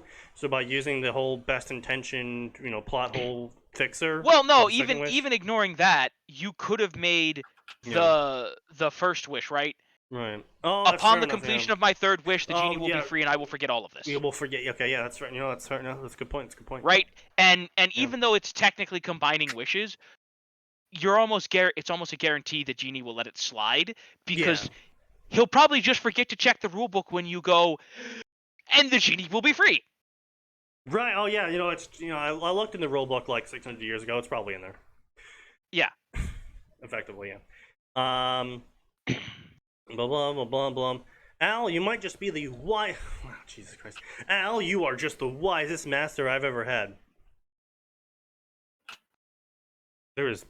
I mean, fair enough. Fair enough. But still, at the same time, there's so many fucking plot holes. Like, just in the... This character is supposed to be intelligent and wise and super clever coming up with this scheme, but there's just so many fucking holes. And I get it, the author is trying to, like, include these holes so they can have some sort of conflict and whatnot, but you can't be like, oh, this character is super smart, but also at the same time, they somehow made all of these mistakes that caused future conflicts to occur. It's like, but I thought they were supposed to be smart, so how could they make this mistake? Oh, well, they just did. and it's one of those things, right? Like they're supposed to be super smart, but they somehow haven't considered the hideous, god-awful ramifications of popping a floating magic city into the history of the world. But no, that's the problem, though, is they did. Like, normally you can be like, oh, well, this person is super smart, but they were low in wisdom, so they thought of this really clever plan, but didn't really think of, implications of it, complications from it, etc., etc. So, you're a smart person, not quite, getting the bigger picture sort of thing, Like, I wish the world had a second moon! Oops, right. I've killed billions. Right. Or you can have someone who is pretty wise in, like, they know how to implement something, but they didn't really, like, they know how something works, but they didn't quite understand everything that goes into that thing. And so they basically created a giant gap because of their gap in intelligence. Not saying they're dumb, but it's like, An oversight. An oversight, right. But you can't have the person be like, oh, well, I'm going to create a city. Oh, wait, hold on. If I just create a city, that's going to cause problems. So I'll make the city float, but that would still cause problems. I'll make the city be secretly floating, and only in extreme secrets can broad, vague extensions of the royal family ultra secretly trade with other nations. And it's like, so you had him think it out. You had him think out all of these problems and all of these other plot holes that normally he would have run into. But then you also had him at the same time miss a bunch of simple ones that could have been easily solved as well, using the same thought process he just used. So it's not an issue here of like him just being like, oh, this is an oversight, or oh, this is, he's actively trying to think of all these issues. And he's trying to actively fill in all these plot holes, but he just happened to miss the good ones that happened to make conflict in the story. It's like, wow, okay. It's really dumb. This is why having hyper competent main characters can be a negative, because if they're too good at their job, they prevent future conflicts from occurring, which kind of negates telling the story, because if and all conflicts are obviously physical conflicts. Obviously, you can also have like mental conflicts, emotional conflicts, social conflicts, etc. It doesn't just have to be physical. But if your character is so competent and it manages to just navigate around all these conflicts, what story is there? If they solve without everything you with then single artificially sentence, making them an idiot to miss the small things. Yeah. So it's just like, anyway. So Aladdin was holding a lamp. He was frustrated. His anger boiled. Scenery changed. He was back home. Clutter, broken glass, and wait. Oh, those guards. Oh shit. Oh wow.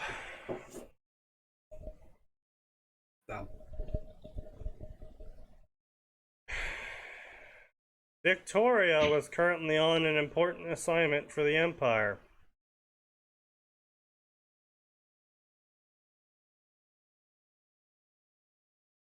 Yeah, because somehow the Russian is here, despite being from a different country.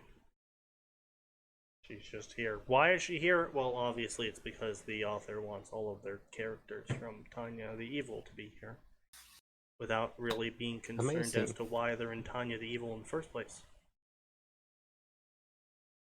Merchant memes the past hour. I now hate the World Goblin Congress. Yes, indeed. Indeed. The Empire was in dire need of its heir to the throne. The people the last few years were getting restless when the Kaiser passing from the plague. Oh, well, the king is dead? The Kaiser, huh? Yeah, the Kaiser's dead. Long live the Emperor. The Kaiser's dead, even though Kaiser only came about because of Caesar, and Caesar didn't exist yet. Well, I mean, wait, when is Aladdin set again? I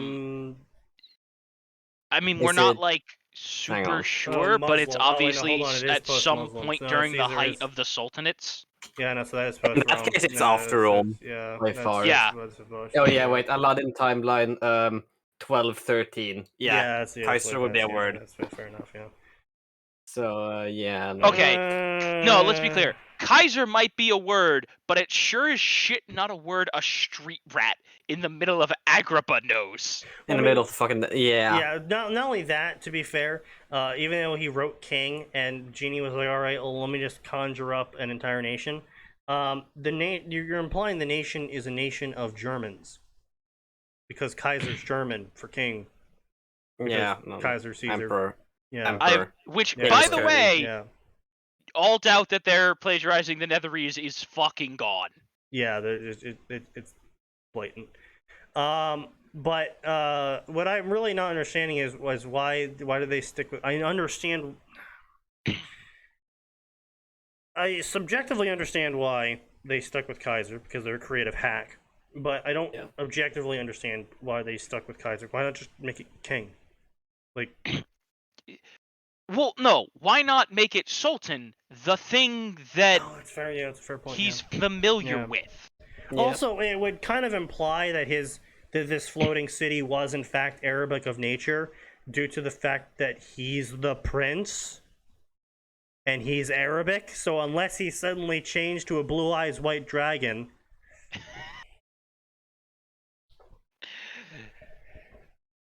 I was waiting to make that joke. I'm proud of you for keeping your mouth shut. And right now, Army self-defense forces were being used on the citizens who were trying to leave the city in search of their prince. Yes, we need to beat up our own citizens to prevent them from leaving the city. I see, yes. The general had kept everything in order. She was ruthless and efficient. Yes, the general was Also, why are the citizens trying to find it? Like, they shouldn't be bothered. I'm trying to think how to say it. If the author's about to come in and say that the unrest is because that the king has died and they're worried about their city crashing into the ground, all of them... No, they want to find the prince so he can be installed on the throne because they want a king. Because they love their king so much. They want another one. Okay, Israel. Yeah. Anyway, apparently despite the fact that Tanya is now the queen apparent, but not the queen. Oh, that is... Oh, please. Please tell me they made Tanya older. The only lone survivor of the Kaiser's family. So, just to get this clear, the king is dead. The queen is of unknown life status. The prince is missing, and the princess is the general of the entire military. Also, she's 5. Maybe. Yeah. But here's the thing, though. I know exactly where this is going. Yeah, I know where it's going. I don't like it. Oh. And I'm just saying, but here's the issue here is that Tanya has apparently assumed control of the entire military. And the queen is subjectively alive, maybe. Who knows? Why hasn't either of them taken over, and why is it required that the king is the one that restores the magic onto the throne? Well, you see. As your magic book just established, Al, it doesn't have to. They don't have to have a dick to put the magic in the throne. It's literally just the family, the noble family itself has to just be there to put the magic back. So I'm really not sure why there's like a... I mean, I can understand, like, oh, we gotta find the prince, but I don't understand why it's like, we gotta fucking beat down our own population to prevent them from trying to search for the prince. What? Okay. Only lone survivor. So the queen is dead. So this is the princess with no other family. There is not a single other family member besides the prince and princess left alive. And the prince is missing, and more to the point, has been for years. Yeah. Not only that, the princess is in control of the military, and there is not a single person to contest her for rule. But she hasn't taken over yet. More to the point, Okay. there are a number of people who... All right.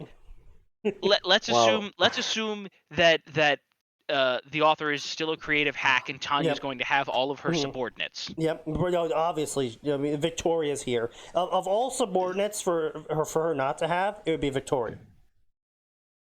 Because the rest of them were mostly German, as far as I remember. But Victoria was specifically Russian. Yep. Yes. So if this is just copy pasting the German Empire, Victoria wouldn't be there because she's not German. Now, Indeed. she's almost certainly still going to be there because the author's a creative oh no, she's already here. hack. They already said it right there, Victoria. Okay. Even spelt the Russian way, so it's just like, bruh. Yeah. Well, the Latinized version of the Russian one. Right, Yeah. they're Latin, yeah. Yeah.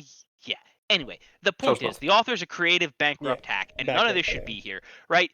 But so she's a general. Yes. And her subordinates Top are general. weirdly in love with her, the way they are in the book. Are they? I'm going to just assume they are because the author's a creatively bankrupt hack, as we've seen. Oh, yeah, no, here we go. Not only that, so General is concerned for her brother's life, and some would describe it as being in love with him. And a brocon. And she didn't look at anyone else. Okay, press X to in leave that the way, room. despite Anyway, Victoria's. the point is, literally all of her subordinates would be like, Tanya, take the throne. Yeah. Just take it. You can always give it back also, to your brother, but you should Tanya take it would for now. also be justifying taking the throne. Just Yeah, saying. like Tanya the person would be like, this is literally what I have always wanted. Well, not really, no, but you know. No, it's the ultimate.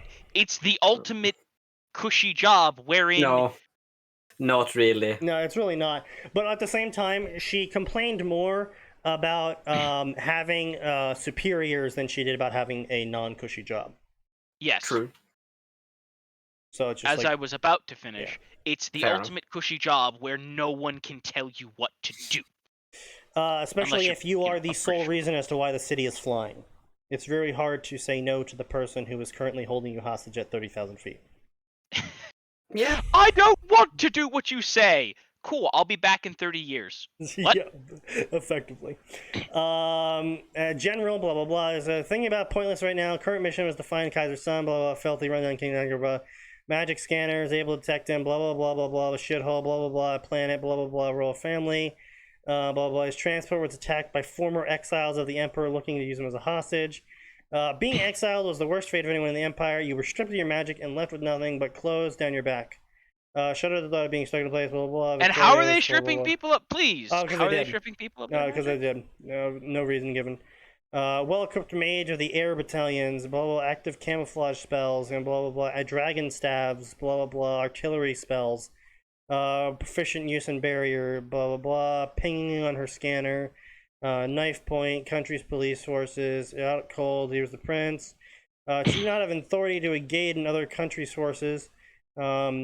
That's the wrong form of countries, author. Wait a minute.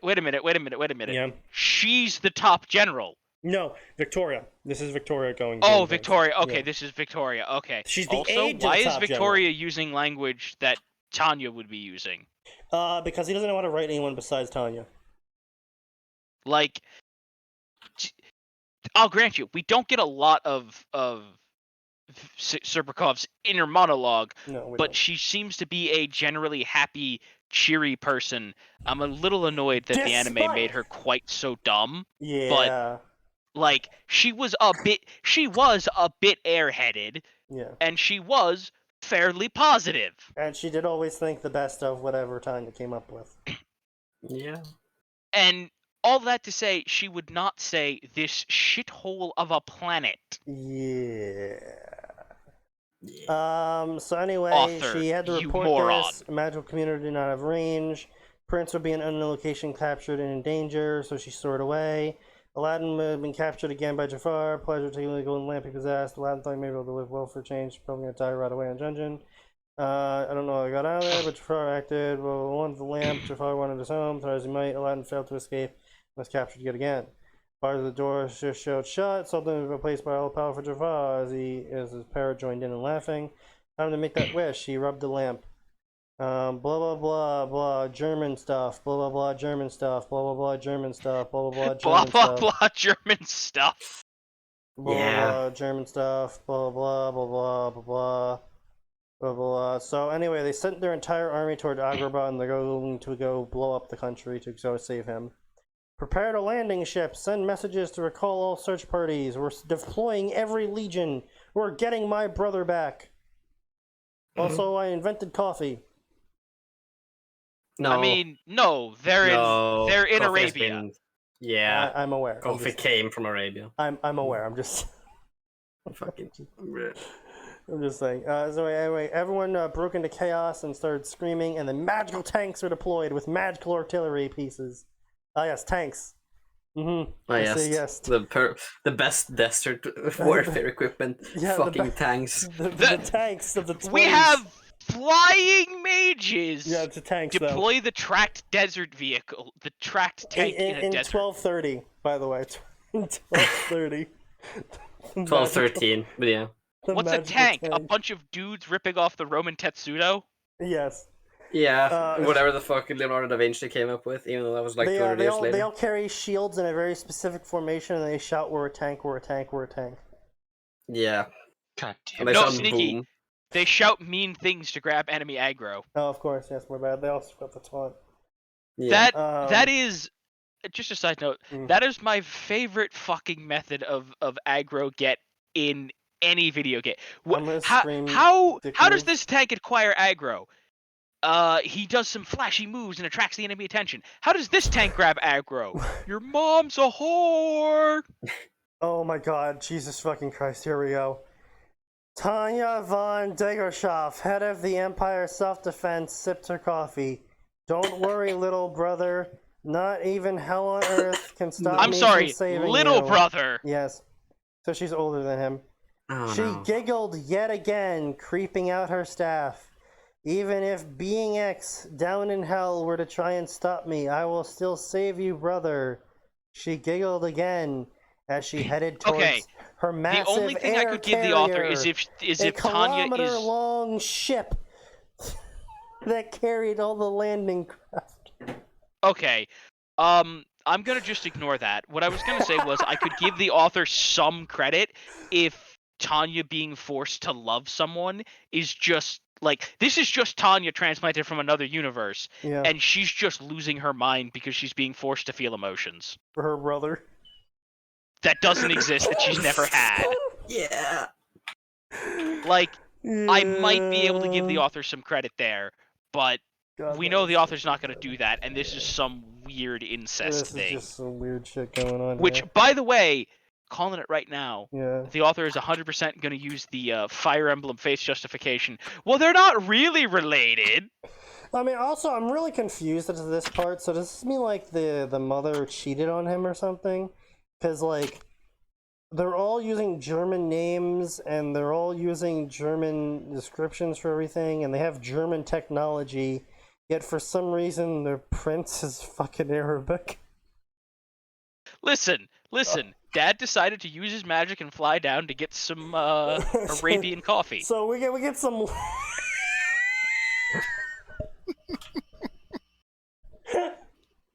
God damn. Okay.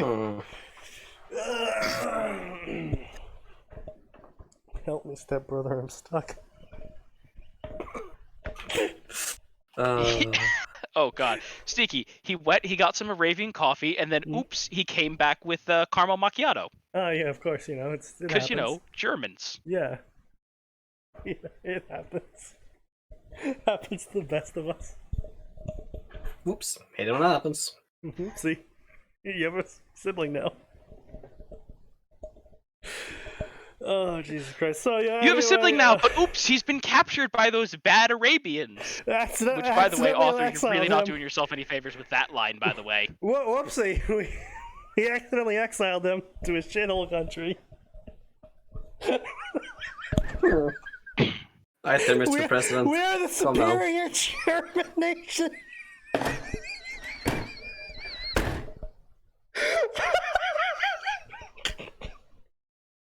Why are all the authors racist? based. Oh yeah, the goblins, they're an advanced form of goblin. What's different? They're white. With long noses and a love of money. Like, my favorite part about that is that the author managed double racism. Perfect. Oh, what's I'm this? so proud. Advanced magical nation above the clouds. Oh, it's Germans. Okay. Floaty! No. Sneaky, it's not just that. It's an advanced magical nation that puts those ground-dwelling Arabs to shame. Like, author, you're not doing yourself any favors. Shithole countries in their place. Author, you are not doing yourself any favors. I fucking wish I could make shit up like this. Like, goddamn. Anyway, it's 8:19. I'm getting dinner. Yeah. The story is trash. Alright, everyone, thanks for coming. That was a fucking trip and a half, goddamn. I'll see you all on Friday, because this always, it always gets worse. Twitch, don't ban me.